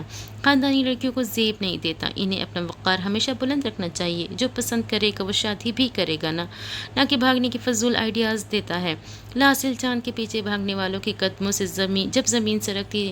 جب زمین سرکتی ہے تو پہلا زخم روح پہ لگتا ہے، اور پہلا زخم گہرا ہو یا نہ ہو، اثر ہمیشہ کے لیے چھوڑ جاتا ہے۔ اور دل نشی کے ساتھ بھی یہی ہوا تھا۔ اس کی روح پہ لگنے والا زخم اسے چھلنی کر گیا تھا، جسے شاید ہی کوئی بھر سکتا تھا۔ انہیں یہاں کام کرتے ہوئے 15-20 دن ہونے والے تھے، اور انہی چند دنوں میں مشی کی کافی کلوز ہو چکے تھے۔ دلاور خان بھی مطمئن ہو چکے تھے، ان کی بیٹی کو مخلص ساتھی مل گئے ہیں، جو نہ صرف اس کا خیال رکھتے بلکہ اس کی حفاظت بھی کرتے ہیں۔ مشی آئے ہم باہر کھیلتے ہیں۔ اسے بیڈ پہ بیٹھا دیکھ رانی نے اسے کہا تھا ہاں چلو۔ اس نے خوش ہوتے ہوئے کہا تھا، پھر ایک نظر کمرے میں ڈالی جو بکھرا پڑا تھا۔ کمرہ گندا ہے، پاپا ڈانٹیں گے، اس نے پریشانی سے کہا تھا، کیونکہ دلاور خان کو گندگی سے نفرت تھی اور یہ بات وہ جانتی تھی۔ اوہ یہ تو بہت گمبھیر مسئلہ ہے، ایک کام کرتے ہیں ہم باہر کھیلتے ہیں، کمرے کی صفائی ذیشان کر دے گا۔ رانی نے پرسوچ انداز میں سوچتے ہوئے آخری میں حل پیش کیا تھا، ساتھ ایک شرارتی مسکراہٹ اس کی طرف اچھالی تھی۔ ذیشان نے اسے گھور کر دیکھا تھا، رانی دماغ خراب ہے کہ تمہارا؟ میں کیوں صفائی کروں گا، یہ کام تمہارا ہے۔ ذیشان اسے دیکھتے ہوئے کہا تھا، ہاں تو اس کام پہ میرا نام لکھا ہے یا اسٹیمپ لگ گئے؟ اسٹیمپ لگ کے آئی ہے کہ یہ کام بس رانی ہی کرے گی، کوئی اور نہیں۔ رانی تو اسے دیکھتے ہوئے کمر پہ ہاتھ ٹکائے اس سے پوچھا تھا ایسا نہیں ہے، مگر میں بس تم صفائی کر رہے ہو مطلب کر رہے ہو، میں اور مشی آپی باہر جا رہے ہیں کھیلنے، چلے مشی آپی۔ وہ ابھی بولنے ہی والا تھا کہ اس نے فوراً سے اس کی بات کاٹتے ہوئے کہا تو مشی کو لے کر کمرے سے فوراً باہر نکل گئی تھی۔ ذیشان نے ایک گھوری اس کی راہ گزر پر ڈالی تھی جہاں سے وہ ابھی گزری رہی تھی، پھر دانت کچکچاتا بکھری چیزوں کو اٹھانے لگا تھا۔ آئس کریم والا بدلہ لیا نا تم نے، مجھ سے چھپکلی چھوڑوں گا نہیں میں تمہیں، ذیشان نے سامان اٹھاتے ہوئے کہا تھا اور پھر اپنی ہی بات پر مسکرا دیا تھا۔ چھوڑوں گا تو اب بالکل بھی نہیں، میں تمہیں چھپکلی، اس نے مسکراتے ہوئے کہا تھا۔ ارے یہ تو دلاور انکل کی فائل ہے، یہ یہاں کیسے؟ اس کی نظر جیسے بیڈ کے نیچے فائل پہ پڑی، اس نے اٹھاتے ہوئے حیرت سے کہا تھا، لگتا ہے مشی آپی لائی ہوگی، اس فائل کو ان کے کمرے میں رکھ آتا ہوں، کہیں اہم فائل نہ ہو، اس نے سوچتے ہوئے کہا اور فائل لیے کمرے سے نکل گیا۔ وہ فائل دلاور خان کے کمرے میں داخل ہوا فائل چونکہ اس کے مطابق اہم تھی، اس لیے کسی ایسی جگہ پہ رکھنا تھا جہاں وہ فائل محفوظ رہتی۔ اس کی نظر اچانک الماری کی جانب گئی تھی، یہ کتاب الماری میں رکھ دیتا ہوں، انکل کو بتا دوں گا، اس نے سوچتے ہوئے کہا اور قدم الماری کی جانب بڑھائے تھے۔ الماری کھول کر اس نے فائل رکھنا ہی چاہیے کہ جب اچانک سے اوپر ہی پڑی کچھ فائلز اچانک نیچے گری تھی۔ اف یہ کیا ہو گیا؟ اس نے سر پہ ہاتھ ماری کہا تھا، ان فائلز میں سے کافی پیپرز نکل کر زمین پر بکھر چکے تھے۔ اس نے فوراً ہی پنجوں کے بل بیٹھ کر پیپرز اٹھانے شروع کیے تھے، یہاں لینے کو دینے پڑنے والے تھے، اسے تو بس فائل رکھنے لگا تھا، اسے کیا معلوم تھا اندر رکھی فائلز اس کا یوں ویلکم یوں کرے گی۔ یہ کیا ہے؟ اچانک فائلز کے اندر پیپرز رکھتے ہوئے اس کی نظر ایک تصویر پہ پڑی جو کہ الٹی زمین پہ پڑی تھی۔ اس نے فوراً وہ تصویر اٹھائی، مگر جیسے ہی تصویر کا سیدھا حصہ اس کے نگاہوں کے سامنے آیا وہ حیران رہ گیا۔ پھر اس کی نظریں اپنے ہاتھ میں موجود کاغذات پہ پڑی تھی، اس نے انہیں کھنگالا جس میں ایک رپورٹ برآمد ہوئی تھی۔ وہ اتنا نالائق تو نہ تھا کہ انگریزی پڑھنی نہ آتی ہو۔ اس نے اس رپورٹ کو پڑھنا شروع کیا، مگر اس کی ٹوٹی پھوٹی انگریزی میں اسے جو کچھ سمجھ آیا تھا وہ اس کے لیے بہت شاکنگ تھا۔ اسے اپنی آنکھوں اور اس رپورٹ پہ یقین نہیں آ رہا تھا۔ پھر وہ اس تصویر کو مزید الجھن میں ڈال گئی تھی۔ اس نے فوراً رپورٹس کو فولڈ کیا اور جیب میں ڈالا تھا، تصویر کو بھی اس نے جیب میں ڈالا تھا۔ اب اس کا ارادہ کسی ڈاکٹر کے پاس جانے کا تھا، رپورٹ دکھا کر اپنے الجھے دماغ میں پلتی سوچوں کو ختم کر سکے، مگر یہ وہ نہیں جانتا تھا یہاں سے اس کا سفر شروع ہونے والا تھا، ایسا سفر جو اسے ماضی میں لے جائے گا۔ اب سب راز کھلنے والا تھا، ماضی سب کے سامنے آنے والا تھا، بہت سے لوگوں کو بہت کچھ پتہ لگنے والا تھا۔ وہ فوراً دلاور کے کمرے سے باہر نکل کر نیچے آیا تھا۔ اس کا ارادہ فوراً ڈاکٹر کے پاس جانے کا تھا، بس اسے تسلی کرنی تھی، اسے جو بھی سمجھ آیا وہ غلط ہے۔ کہاں جا رہے ہو شان؟ رانی اسے عجلت میں گھر سے نکلتے ہوئے پوچھا تھا۔ کہیں نہیں، بس ضروری کام ہے، میں کچھ دیر میں واپس آتا ہوں، تو مشی آپی کا خیال رکھنا، ذیشان نے اسے دیکھتے ہوئے کہا تھا اور بنا اسے کسی بات کا موقع دیے وہ نکل گیا تھا۔ گھر سے پیچھے رانی اسے جاتا دیکھتی رہی تھی، اسے کسی انہونی کے ہونے کا احساس ہونے لگا تھا، بھلے اسے اتنی عقل سمجھ بوجھ نہ تھی، مگر وہ ذیشان کے چہرے اور باتوں سے اس کے دل کی کیفیت کا اندازہ لگا لیا کرتی تھی۔ اسے خبر ہو جاتی تھی کہ وہ کس حالت میں، ابھی اسے شک ہو رہا تھا کہ ضرور کوئی بات ہے جس کو سلجھانے وہ گھر سے نکلا ہے۔ چلو نا ہم کھیلتے ہیں، مشی نے اسے یوں کھڑا دیکھ کہا تھا۔ جی وہ خیالوں سے ہوش میں آتی گویا ہوئی تھی۔ چلے کھیلتے ہیں۔ وہ مشی کے ساتھ اس کے کھلونے لیے کھیلنے لگی تھی، مگر دھیان اس کا ذیشان کی جانب بھی اٹکا ہوا تھا۔ جب تک وہ اس سے بات نہ کر لیتی اسے چین نہیں آنا تھا۔ وہ بے صبری سے اس کے لوٹنے کا انتظار کرنے لگی۔ یاسر اور عاطف فرحان کے حکم کو مانتے پاکستان آ چکے تھے، دونوں کراچی میں موجود تھے، مگر دونوں کی منزلیں الگ تھیں۔ ایک شہر میں ہونے کے باوجود وہ دونوں الگ الگ علاقے کی جانب رواں ہوئے۔ یاسر ریڈ لائٹ ایریا، جبکہ عاطف کو ڈیفنس کی جانب चल पड़े थे। ये मंजर दाई के महल नुमा घर का, जहाँ आज फिर मौसीकी की महफिल जमी हुई थी। हर तरफ लोगों का मजमुआ बैठा हुआ था। सब दिलनशी के मुंतज़िर थे, इसकी खूबसूरती, इसकी सुरीली आवाज़ के मुंतज़िर थे। तब इस घर में यासिर ने कदम रखे थे। हर तरफ लोगों का मजमुआ देख वो ठटका था और एक ही लम्हे में इसे ये बात समझ आ गई थी, जहाँ वो खड़ा है वो रक़ासाओं का घर है। ये मुझे कहाँ भेज दिया तुमने फरहान? इसने दिल में सोचा था, क्योंकि इसे नफ़रत ऐसी जगहों से जहाँ औरत की ज़ात को नीलाम किया जाता था, इनकी इज्जत का सौदा किया जाता था। तुम्हें इस लड़की को मेरे पास लाना है यासिर। इसे फरहान की आवाज़ सुनाई दी थी। मतलब कौन सी लड़की? ये अचानक फरहान की आवाज़ सुनकर वह हैरान होता बोला था, वही लड़की जो अभी यहाँ बैठेगी, आकर जिसका इंतज़ार यहाँ मौजूद एक एक मर्द कर रहा है। फरहान की संजीदगी भरी आवाज़ सुनकर वो खामोश हो गया था कि अचानक शोर उठा था। दिलनशी आ गई, दिलनशी आ गई। हर तरफ खुशी के मारे नारे लगाए जा रहे थे। आखिर है कौन ये लड़की जिसे फरहान के पास लेकर जाना है? इसे तजस्सुस हुआ था इस लड़की को देखने का, जब सामने से एक दोशीज़ा इसे आते हुए दिखाई दी थी, जिसने चेहरे पर घूंघट कर रखा था। वो आकर सीधा हॉल में बीच में बैठी थी। महफिल में मौजूद सब मर्द अपनी अपनी जगह बैठे थे। यासिर को भी नचार बैठना पड़ा था। महफिल में इस कदर खामोशी छाई थी कि सुई के गिरने की आवाज़ भी आती तो यासिर हैरान रह गया था। ये मंजर देख के इसने पहली बार देखा था, एक औरत के आने से इस कदर खामोशी छाई थी। ऐसी जगह पर दिलनशी ने घूंघट उठाया था और अपनी असली अंदाज में शायरी पढ़ना शुरू की थी। इसकी खूबसूरती देख यासिर इसको देखता रह गया था। खूबसूरती अल्लाह सबको देता है, किसी को अखलाक, किसी को हुस्न। अल्लाह की बनाई हर चीज़ खूबसूरत है, बस हम इंसानों ने तराजू रखे हैं सबकी खूबसूरती को नापने के लिए, तभी हमारे मेयार पर कोई ज़ीरो इतनी आसानी से नहीं उतर पाता। दिलनशी आम से नकोश वाली सीधी सादी लड़की थी, जिसे खूबसूरत कहा जा सकता है, क्योंकि इंसान की कशिश इसे खूबसूरत बनाती, और दिलनशी को खूबसूरत भी इसके चेहरे की कशिश ने बनाया था, जो नामहरम की मोहब्बत में आकर अपनी पाकबाजी को दागदार कर गई थी। अहमकाना फैसला इसे दलदल में ले आया था, जहाँ से निकलना अब इसके लिए मुश्किल था। यासिर को इसमें कोई और ही नज़र आया था। ये सब कैसे हुआ इसे इल्म न था, मगर वो वाकई इसकी खूबसूरती में खो सा गया था। जब इसकी शायरी पर होश आया था, ए मजाजी इश्क तेरा शुक्रिया, तूने मुझको हकीकी से मिला दिया। मेरी भटकी बेयकीन रूह को तेरे हिजर की चोट ने यकीन हकीकी सिखा दिया। वो शराब सी थी जो तेरी लाहासिल मोहब्बत, हाँ उस मोहब्बत की चाह ने मुझे हकीकी मोहब्बतों से आशना किया। यकीन कामिल को थाम कर जो मैं चली तो सुरखरू हुई, तेरे झूठे वादे और कस्मों ने मुझे दुनिया को भुलाकर रब पर यकीन सिखा दिया। माना कि तेरी बेवफाइयाँ मुझको दर्द के किसी हौलनाक अंधेरे खाई में गिरा गई, मगर ए हम नवा मेरे जो चली मैं इन अंधेरों में, एक रोशनी का निशान मिला जो मुझे हकीकी से मिला गया। ए मिजाजी इश्क तेरा शुक्रिया। इसने शायरी ख़त्म की थी। हर तरफ वाहवाही गूंज उठी थी। सब ने इसकी आवाज़ और फिर इसकी शायरी को सराहा था, मगर यासिर इनमें से वाहिद एक ऐसा इंसान था जिसने इसकी शायरी को न सिर्फ सुना था, बल्कि इस शायरी में छुपे दर्द को समझा था।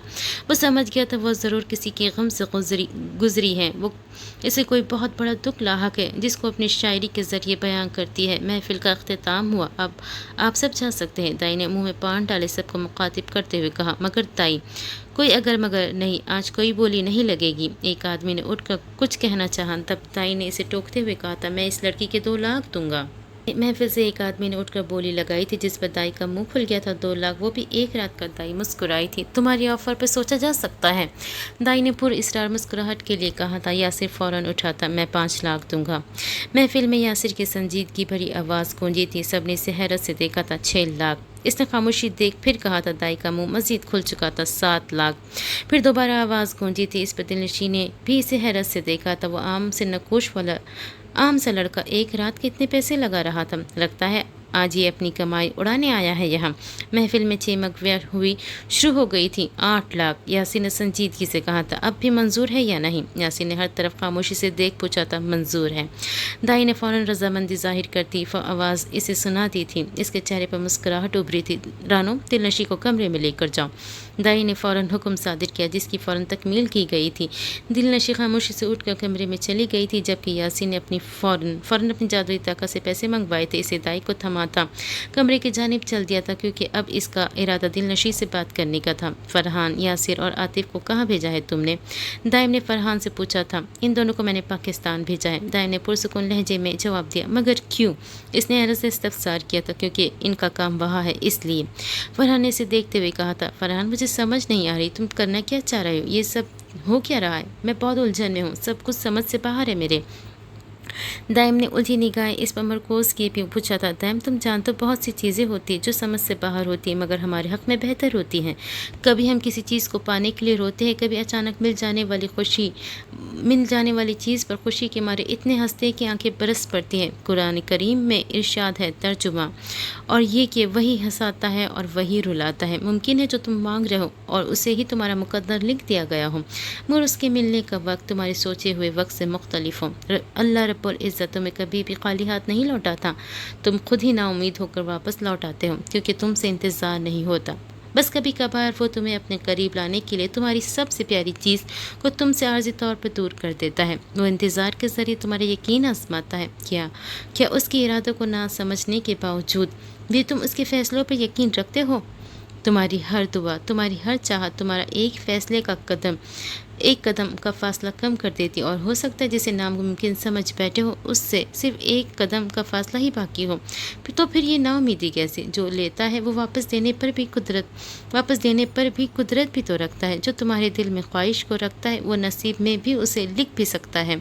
रास्ते भला ही वो ना हो जिनका तुमने इंतखाब किया हो, मगर तवक्कल रखो, अल्लाह रब्बुल इज़्ज़त तुम्हें उन्हीं मंजिलों तक ले जाएगा जिनके लिए तुम इतना तड़पे हो। वो आंसू जो तुमने उसकी रज़ा के लिए पलकों पर ही ज़ब्त कर लिया, अल्लाह रब्बुल इज़्ज़त तुम्हारे हर उससे सकते हुए राज का हिसाब अपने पास रखे हुए है। तुम जब इसकी चाहत तक पहुंच जाओगे तब वो तुम तक तुम्हारी चाहत को पहुंचा देगा। बेशक वो खुद कुरान करीम में इरशाद फरमाता है, तर्जुमा, फिर क्या इंसान को वही मिल जाता है जिसकी वो तमन्ना करता है। फिर सब्र करो, दुआ करना कभी न छोड़ना, और यकीन रखो, हालात से नाउमीद न होना, क्योंकि मौजज़े यकीन वालों के लिए होते हैं और मौजज़े रोज़ होते हैं। तो फिर डरो मत, तुम जहाँ कहीं भी हो, अल्लाह रब्बुल इज़्ज़त तुम्हारे साथ है। इन लोगों के सब्र का फल वहाँ था, सो इन्हें वही जाना था।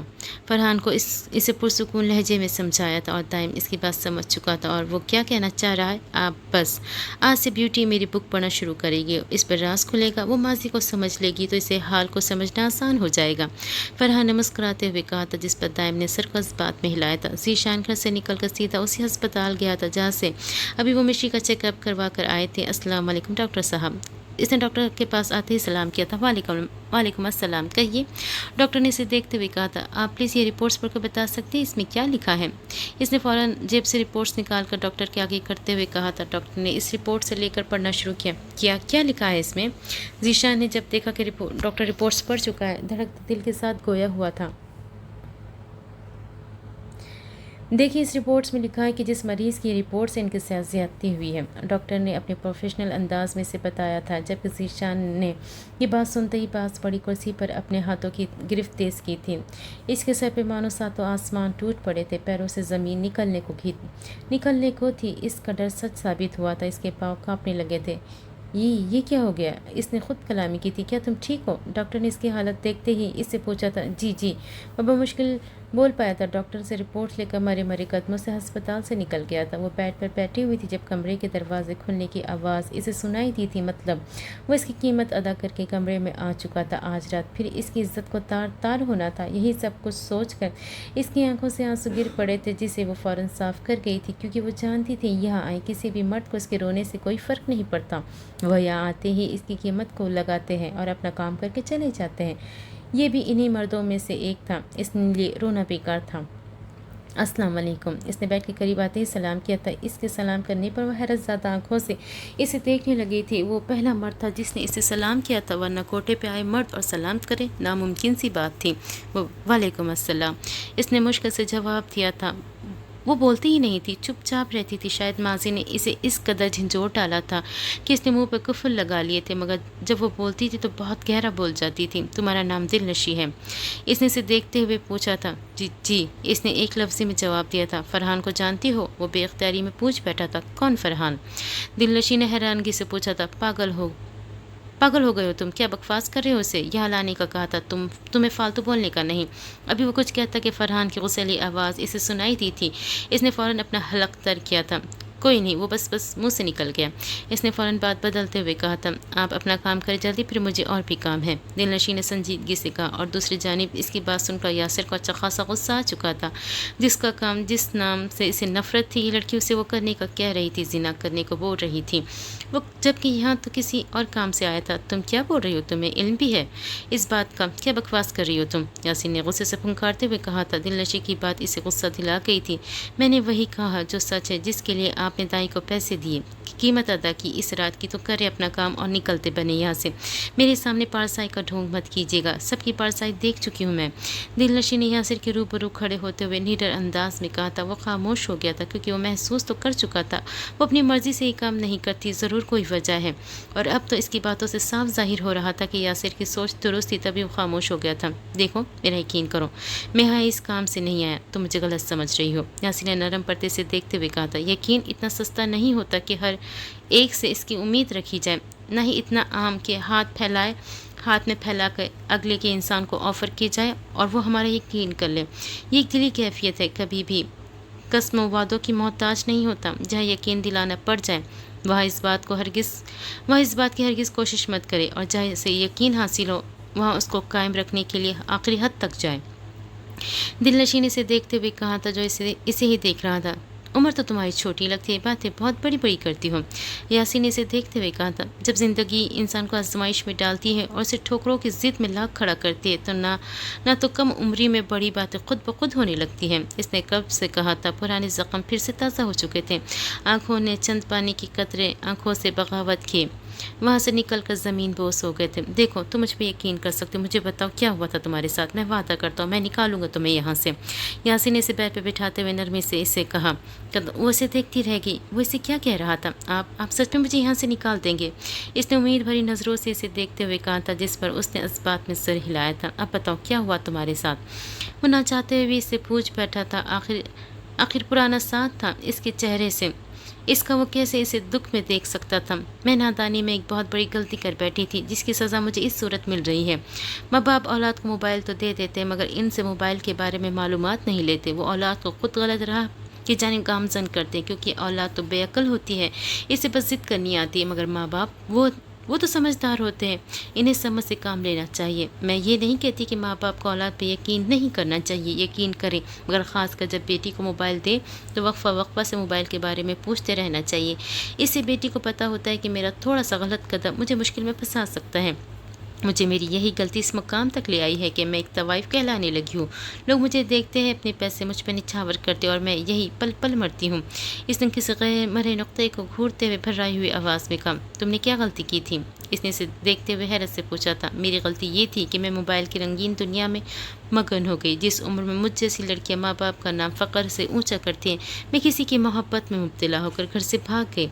इनकी इज्जत का जनाजा निकाल दिया मैंने। मुझ जैसी औलाद से बेहतर था कि मुझे पैदा ही न करते। वो लड़का मुझे मोहब्बत का यकीन दिलाकर यहाँ बेच कर चला गया। बस गलती यहाँ हुई थी। माँ बाप ने मुझे मोबाइल देकर बाद में मुझसे बात गश्त नहीं की कि मोबाइल मैं कैसे यूज़ कर रही हूँ। उन्होंने एतमाद किया था, मगर एतमाद के साथ सख्ती लाजिम है, जो उन्होंने मुझ पर नहीं की, और यही चीज़ मुझे यहाँ ले आई। यहाँ गलती मेरी सबसे ज़्यादा है, क्योंकि मैंने माँ बाप से बढ़कर उस 2 टके के लड़के पर यकीन किया था। इसने रोते हुए अपनी कहानी इसे बताई थी। गलती तो वाकई तुमसे बहुत बड़ी हुई है दिलनशी, तुम जानती हो। औरत अच्छे किरदार के बगैर बासी रोटी होती है, जिसे कोई खाना पसंद नहीं करता। सब इसे छानपुरे में दे देते हैं। लड़की अपनी निस्वानी वक़ार के साथ ही अच्छी लगती हैं। किसी लड़की के लिए इससे बढ़कर ज़िल्लत की क्या बात होगी कि कोई मर्द महज इसे अपना वक्त रंगीन बनाने के लिए इस्तेमाल कर रहा हो।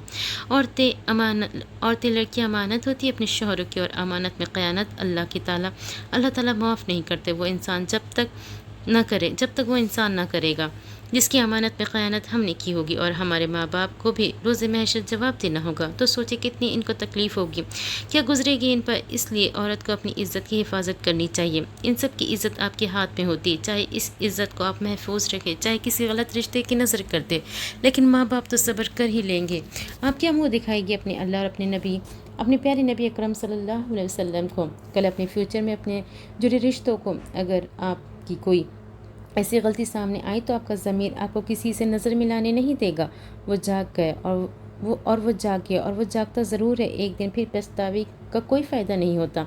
और एक बात जिसे मर्दों को भी हमेशा याद रखनी चाहिए कि मर्द जिस लड़की को अपनी इज़्ज़त बनाकर अपने घर लेकर जाना चाहता हो, इसे कभी साथ लेकर होटलों पार्कों में नहीं घूमता। इसके लिए हमेशा बाइज़्ज़त रास्ता अख्तियार करता है और वो रास्ता निकाह का है। अगर आप अपने लिए नेक बीवी बेटी की आरज़ू रखते हो तो दूसरों की माँ बहनों और बेटियों को इज़्ज़त देना सीखो, क्योंकि कुरान पाक का इरशाद है कि सूरत नूर, नापाक औरतें नापाक मर्दों के लिए है और नापाक मर्द नापाक औरतों के लिए है, और पाकीज़ा औरतें पाकीज़ा मर्दों के लिए है और पाकीज़ा मर्द पाकीज़ा औरतों के लिए है। यासीन ने इसे देखते हुए कहा था, जिस पर इसकी आंखों से मज़ीद आंसू बह निकले थे। वाकई इससे बहुत बड़ी गलती सरजद हुई थी। हम लड़कियां बहुत नरम दिल होती, कोई भी मोहब्बत के चंद मीठे बोल बोलता है हम इसे अपना खैर ख्वाह, अपना हमदर्द समझने लगती, जबकि ऐसा नहीं होता। इसी हमदर्द और खैर ख्वाह के चेहरे के पीछे एक भयानक चेहरा होता है, भेड़िया का चेहरा, जिसे बस मौका चाहिए होता है चीर फाड़ करने का। और यकीनन ऐसे लोग पीछे नहीं हटते, मौका देखते ही वार ज़रूर करते हैं। ये बात लड़कियों को समझने की होती है। इन्हें हर मर्द पर यकीन नहीं करना चाहिए, बल्कि किसी पर भी यकीन नहीं करना चाहिए। आजकल तो खून को मारने के दर पे अपनों पर भी यकीन पकड़ पाना मुश्किल होता जा रहा है। लड़कियों को इतना अक्लमंद और मजबूत होना चाहिए कि कोई लड़का इन्हें इस्तेमाल ना कर सके। कभी कभी ज़िंदगी इन रास्तों की तरफ चल पड़ती है जो हमारे लिए बने ही नहीं होते। कभी कभी हम खुद को इन लोगों को सौंप देते जो हमारी परवाह ही नहीं करते। कभी कभी हम खुद को ही खुद रुस्वा करते हैं, अपनी तज़लील की वजह खुद ही बन जाते हैं। कभी कभी दिल इन अजनबियों से जा मिलता है जिनके लिए हम कुछ भी नहीं होते, मतलब इन्हें हमारे होने न होने से कोई फ़र्क ही नहीं पड़ता। दिल की दुनिया भी बड़ी अजीब होती है। जो एक बार इसे जीत लेता है, पर वह चाह कर भी लाख कोशिश के बावजूद दिल से नहीं उतर पाता। हम खुद ही अपने दुश्मन होते हैं, खुद ही अपने लिए अजियत का सामान करते हैं। इस दिलनशी को देखते हुए कर्ब से कहा था, क्योंकि इसकी मोहब्बत दिखने लगी थी। वो जानता था ये मिलाप नहीं हो पाएगा, वो दिलनशी के रूप में अपनी मोहब्बत को नहीं पाएगा। तभी वो अपने दिल की कैफियत को लफ्ज़ों में ढाले से बता रहे थे, जबकि फ़रहान इसकी कैफियत को समझता बस मुस्कुरा दिया था, जबकि दिलनशी तो बस रोने में मसरूफ़ थी। जब कोई बच्चा एक नया लफ्ज़ बोलना शुरू करता है तो वो लफ्ज़ हमें इस बच्चे के मुंह से इस कदर अच्छा लगता है कि हम चाहते हैं कि वो बच्चा बार बार इस लफ्ज़ को दोहराए, और हम इस बच्चे से बार बार कहते हैं कि वो लफ्ज़ बोलो बेटा। जब वो बच्चा हमारी बात मानकर वो लफ्ज़ अदा करता है तो कितना अच्छा लगता है, कितना प्यार आता है इस बच्चे पर, कितना लुत्फ़ महसूस करते हैं हम वो लफ्ज़ सुनकर। तो सोचो, शायद हमारी पुकार भी अल्लाह ताला के नज़दीक इस बच्चे की तरह, शायद वो भी हमारी पुकार, वो आवाज़, वो दुआ बार बार सुनना चाहता है। हो सकता है अल्लाह ताला को हमारी वो दुआ, वो पुकार, वो आवाज़ पसंद आ गई हो, और शायद यही वजह है कि वो चाहता है कि मेरा गुनाहगार बंदा बार बार मुझसे वही दुआ मांगे, वो लफ्ज़ दोहराए, और फिर अल्लाह ताला को अपने गुनाहगार बंदे पर रहम आ ही जाता है, क्योंकि वो तो गफूरुर रहीम है। वो अपने गुनाहगार बंदे को नवाज देता है। और देखो, अल्लाह ने तुम्हारी पुकार भी सुन ली, मुझे तुम्हारा हमदर्द और एक वसीला बना के भेजा ताकि तुम्हारी दुआओं की तकमील हो सके, तुम्हारा भरोसा इस पर मज़ीद पक्का हो सके। यासीन ने इसे रोता देख इसे तसल्ली दी थी, जिस पर इसने इसे देखा था। आप वाकई मेरे हमदर्द है। इसने सवालिया नज़रों से इसे देखते हुए पूछा था। हाँ, मैं तुम्हारा हमदर्द हूँ, तुम मुझ पर भरोसा कर सकते हो, और यकीन मानो मैं तुम्हारा भरोसा नहीं तोड़ूंगा। इसने इसे देखते हुए कहा था। इसके आंसू अपने हाथों से साफ किए थे। जाओ, फ्रेश होकर आओ और यहाँ सो जाओ, सुबह तुम्हें इस कैद से आज़ादी दिलवा दूंगा। यासीन ने इसकी सुर्ख हो रही आंखों को देखते हुए कहा था, जो रोने के बायस लाल अंगार हो रही थी। क्या आप सच कह रहे हैं? इसने जैसे यकीन दहानी के लिए पूछा था। इसे तो यकीन ही नहीं आ रहा था ये सब वाकई सच है। हाँ बिल्कुल, मैं सच कह रहा हूँ। आप जाओ और फ्रेश होकर आओ। यासीन इसे देखते हुए मुस्कुरा कर कहा तो फ़ौरन फ्रेश होने चली गई थी। वो जैसे घर में दाखिल हुआ, सामने दिलावर खान और रानी और मिर्ची के साथ बैठा पाया। तीनों शायद हंसी मजाक कर रहे थे, क्योंकि इनके कह बेसाख्ता थे। ज़ीशान कांपते पैरों और धड़कते दिल के साथ मरे मरे कदम उठाता अंदर दाखिल हुआ था। अरे ज़ीशान, तुम आ गए, कहाँ गए हुए थे तुम? दिलावर खान की नज़र जैसे ज़ीशान पर गई, उसे देखते पूछने लगे थे। जी, वो बस दोस्त के पास गया था, ज़रूरी काम था। इसने फ़ौरन झूठ का सहारा लेते हुए कहा था, मगर रानी से बहुत गौर से देख रही थी। गम गुस्से से लाल हो रही थी, आँखें पैरों की लड़खड़ाहट, चेहरे पर अजीब से तासुरात। वो बहुत परेशान सा लग रहा था। अंकल, अब हमें इजाज़त दें आप, इसने फ़ौरन उठते हुए कहा था। रानी, घर चलो फ़ौरन। इससे पहले कि दिलावर खान कुछ कहते, ज़ीशान की सर्द आवाज़ वहाँ मौजूद सबको सुनाई दी थी। इसकी आवाज़ सुनकर रानी फ़ौरन इसकी जानिब बढ़ी थी। चलो, रानी ने फ़कत इतना कहा था। वो इन्हीं कदमों वापस घर से बाहर باہر رانی کے ساتھ نکلتا چلا گیا تھا جب دلاور خان اسے حیرت سے جاتا ہوا دیکھتے رہ گئے تھے۔ کیا وزیر شان، سب ٹھیک تو ہے؟ تم اتنا سنجیدہ کیوں؟ اسے حد درجہ سنجیدگی میں دیکھ رانی نے اس سے پوچھا تھا۔ کچھ نہیں ہوا، اس نے ہنوز اسی سنجیدگی سے اسے جواب دیا تھا۔ پلیز ذیشان بتاؤ تو ہوا کیا ہے؟ میں دیکھ رہی ہوں کافی پریشان اور الجھے سے ہو، اس نے اسے دیکھتے ہوئے پوچھا تھا۔ رانی خاموشی سے گھر چلو، میں نہیں چاہتا کہ راستے میں کوئی بھی تماشا بنے، اس نے بنا اس پر نظر ڈالے اسے کہا تھا جبکہ رانی خاموش ہو گئی تھی۔ اب یہ راز گھر جا کر ہی کھلنا تھا کہ ہونے کیا والا ہے۔ آخر ایسی کیا بات ہے جو ذیشان کو پریشان کیے ہوئے ہے؟ تم گانے سنتی ہو؟ اس کے پوچھنے پر اس نے پیچھے مڑ کر دیکھا تھا۔ نہیں، میں نہیں سنتی، اس نے لاپرواہی سے جواب دیا تھا۔ کیوں؟ اس نے حیرانگی سے اپنی ہینڈ فری کو سائڈ پر رکھتے ہوئے پوچھا تھا۔ اس کے نقصانات کا تمہیں اسلام کی روح سے بتاؤں گی یا گورے چمڑی اصلی لبرل والوں کی روح سے بتاؤں؟ اس نے اسے دیکھتے ہوئے سنجیدگی سے پوچھا تھا۔ ہاں، تم مولوی کی روح سے بتاؤ گی؟ مولویوں کی تو وہی بات ہوتی ہے کہ پگھلا ہوا سیسا کانوں میں ڈالا جائے گا، بھلا یہ بھی کوئی بات ہے؟ اس نے تمسخرانہ انداز میں کہا تھا گویا اس کی بات نے اسے لطف بخشا ہو۔ گورے چمڑی والے کہتے ہیں گانے زیادہ سننے سے آپ کی تھنکنگ ایبیلٹی کمزور ہو جاتی ہے۔ کبھی غور کیا ہے جب بھی انسان گانے سنتا ہے وہ ایک امیجنری خیالی دنیا میں چلا جاتا ہے جس کا لانگ ٹرم یہ نقصان ہوتا ہے کہ انسانی دماغ میں لمبک سینٹر، انسان کے دماغ کا وہ حصہ جہاں لانگ ٹرم میموری پڑی ہوتی ہے، کمزور ہو جاتی ہے اور وقت کے ساتھ ساتھ سوچنے اور یاد کرنے کی صلاحیت کمزور ہو جاتی ہے۔ بالکل اسی طرح گانے آپ کو جنسی اشتعال بھی دلاتے۔ گوگل پر آپ کو اس کی لسٹ مل جائے گی کس گانے میں کتنا سیکشول انسٹرومنٹ استعمال ہوا ہے۔ مثلا ہپ ہاپ میوزک میں 145% سیکشول انسٹرومنٹ استعمال ہوتا ہے۔ اس نے اسے دیکھتے ہوئے انتہائی سنجیدگی سے اس کی معلومات میں اضافہ کرتے ہوئے کہا تھا جبکہ وہ اس کی بات سن کر مسمرائز ہوا تھا۔ واؤ، تمہاری لاجک تو بہت اچھی ہے، آئی ایم امپریسڈ۔ اس نے اس کی باتوں سے متاثر ہوتے ہوئے کہا تھا۔ میری لاجک اچھی نہیں، تم ذہنی طور پر انگریزوں کے غلام ہو۔ بات میری نبی صلی اللہ علیہ وسلم کی آئی ہے تو تم نے مجھے مولویوں کا طعنہ دیا، اب انگریز کی بات آئی تو میری لاجک اچھی ہو گئی۔ اس نے طنزیہ انداز میں کہا تو وہ شرمندہ سا ہو گیا۔ ویسے بھی جن تعلیمی اداروں میں ناچ گانوں اور موسیقی کی تربیت دی جاتی ہے وہ ایکٹریس اور سنگرز ہی پیدا ہوتے ہیں نہ کہ رابعہ بصری اور صلاح الدین ایوبی، اس نے طنزیہ انداز میں کہا تھا جبکہ وہ اس کی باتیں سن کر نظریں جھکا گیا تھا۔ آخرکار اس کی بات سچ تھی، وہ بچپن سے ہی ناچ گانے سنتا آ رہا تھا۔ اب مجھے اجازت ہے، مجھے چلنا ہے، رمشا فوراً سے اٹھتے ہوئے کہا تھا جبکہ وہ لڑکا جس نے اسے روک کر ایسے تجسس سے پوچھ لیا تھا وہ اسے دیکھنے لگا تھا۔ کیا تم یہ کتاب نہیں لینا چاہو گی؟ اسے وہی اسلامک بک اٹھا کر دیتے ہوئے اس نے پوچھا تھا جس پر اس نے بے وقوفانہ سوال کر گیا تھا جس کا جواب اسے شرمندگی دلا گیا تھا۔ ہاں، میں لوں گی یہ بک، شکریہ تم نے یاد دلایا مجھے۔ رمشا نے فوراً اس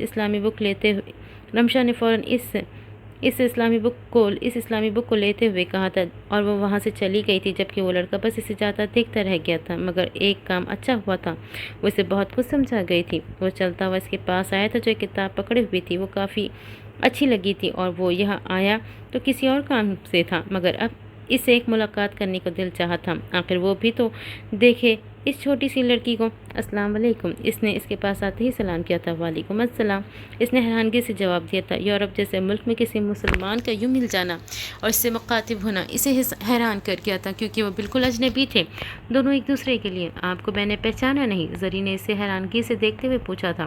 آپ مجھے جانتی ہوگی تو مجھے پہچانے گی نا؟ دائم نے مسکراتے ہوئے کہا تھا۔ تم ناولز پڑھتی ہو؟ اس کے ہاتھ میں موجود ناول کی بک دیکھ کے وہ پوچھ بیٹھا تھا۔ جی بالکل، اس نے مسکراتے ہوئے جواب دیا تھا۔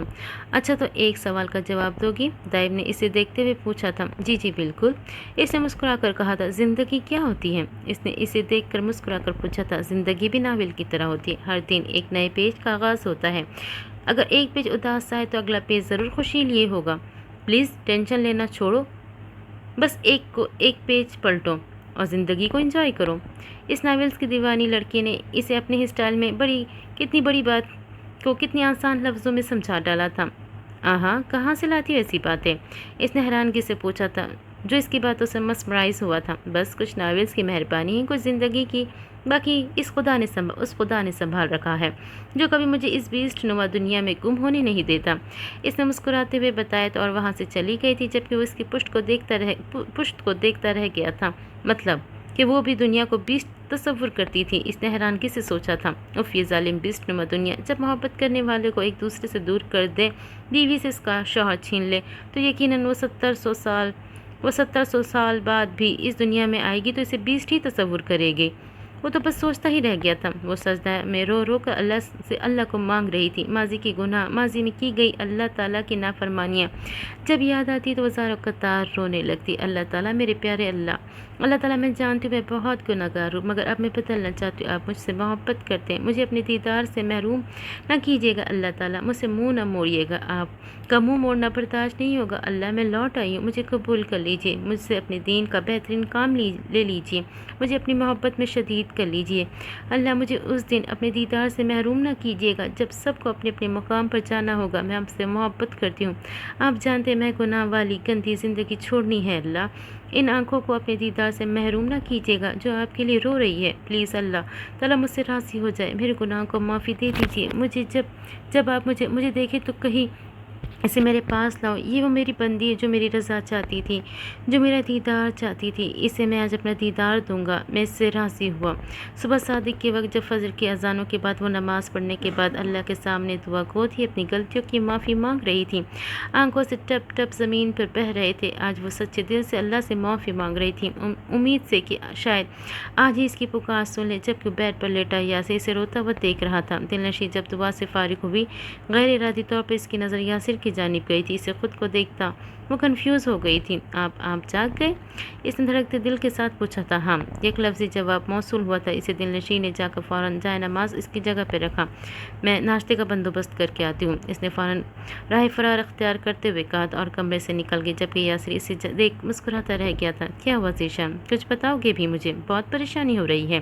رانی نے جیسے ہی گھر میں قدم رکھا تھا پریشانی سے بول پڑی تھی۔ نہ جانے اس نے گھر تک کا راستہ کیسے خاموشی سے طے کیا تھا، جبکہ ذیشان زمین پر بیٹھ چکا تھا۔ لو پانی پیو۔ رانی نے فوراً پانی کا گلاس بھر کے اس کے سامنے کرتے ہوئے کہا تھا، جسے ذیشان ایک ہی سانس میں ختم کر چکا تھا۔ ذیشان، بولو نا، کیا ہوا ہے؟ ایسا نہیں کرو۔ رانی اس کی خاموشی سے زج آتی بولی تھی۔ وہ کچھ بول ہی نہیں رہا تھا، بالکل خاموش بیٹھا تھا۔ یہ لو۔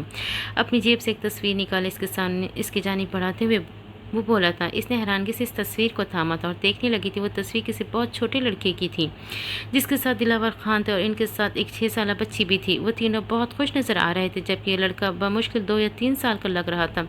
یہ کیا ہے ذیشان؟ رانی نے حیرانگی سے اسے دیکھتے ہوئے پوچھا تھا۔ یہ چھوٹا لڑکا دیکھ رہی ہو، یہ میں ہوں۔ ذیشان نے کچھ لمحے خاموش رہ کر ایک راز افشا کیا تھا۔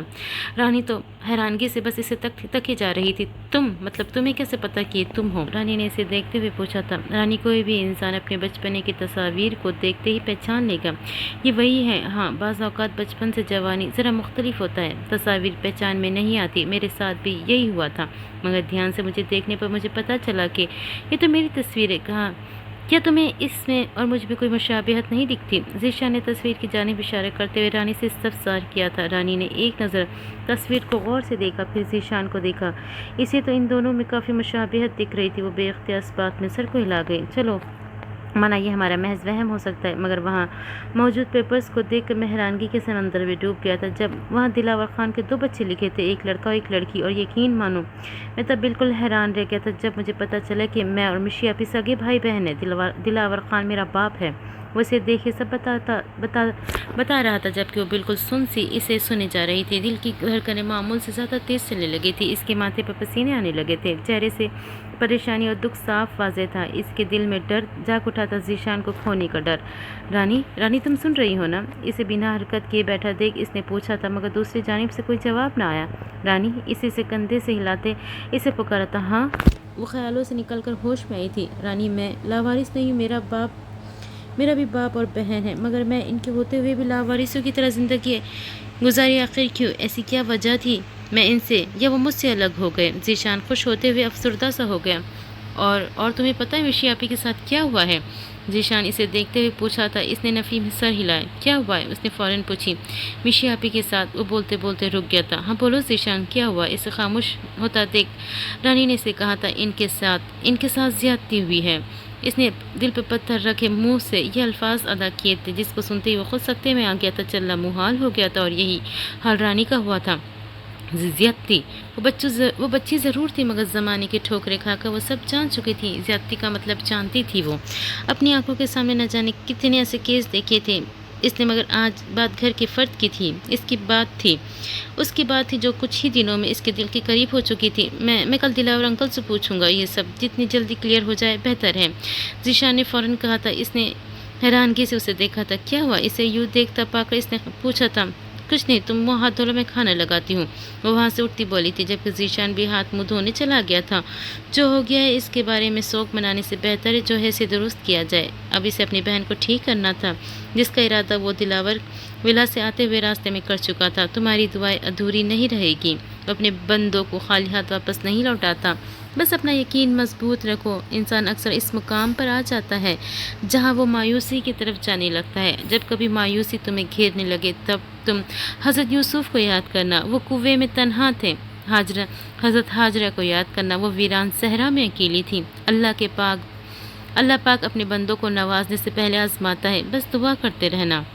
ये थी वीवर्स एंड रीडर्स हमारी आज की केस। तो उम्मीद करती हूँ ज़रूर आपको पसंद आएंगी। चले जी इंशाल्लाह अगली किस्त में फिर से मुलाकात होती है। तब तक के दीजिएगा मुझे इजाज़त, और प्लीज़ मेरे चैनल को सब्सक्राइब करें, लाइक एंड कमेंट भी कर दिया करें। चले जी इंशाल्लाह अगली किस्त में फिर से मुलाकात होती है। तब तक के लिए अल्लाह हाफिज़।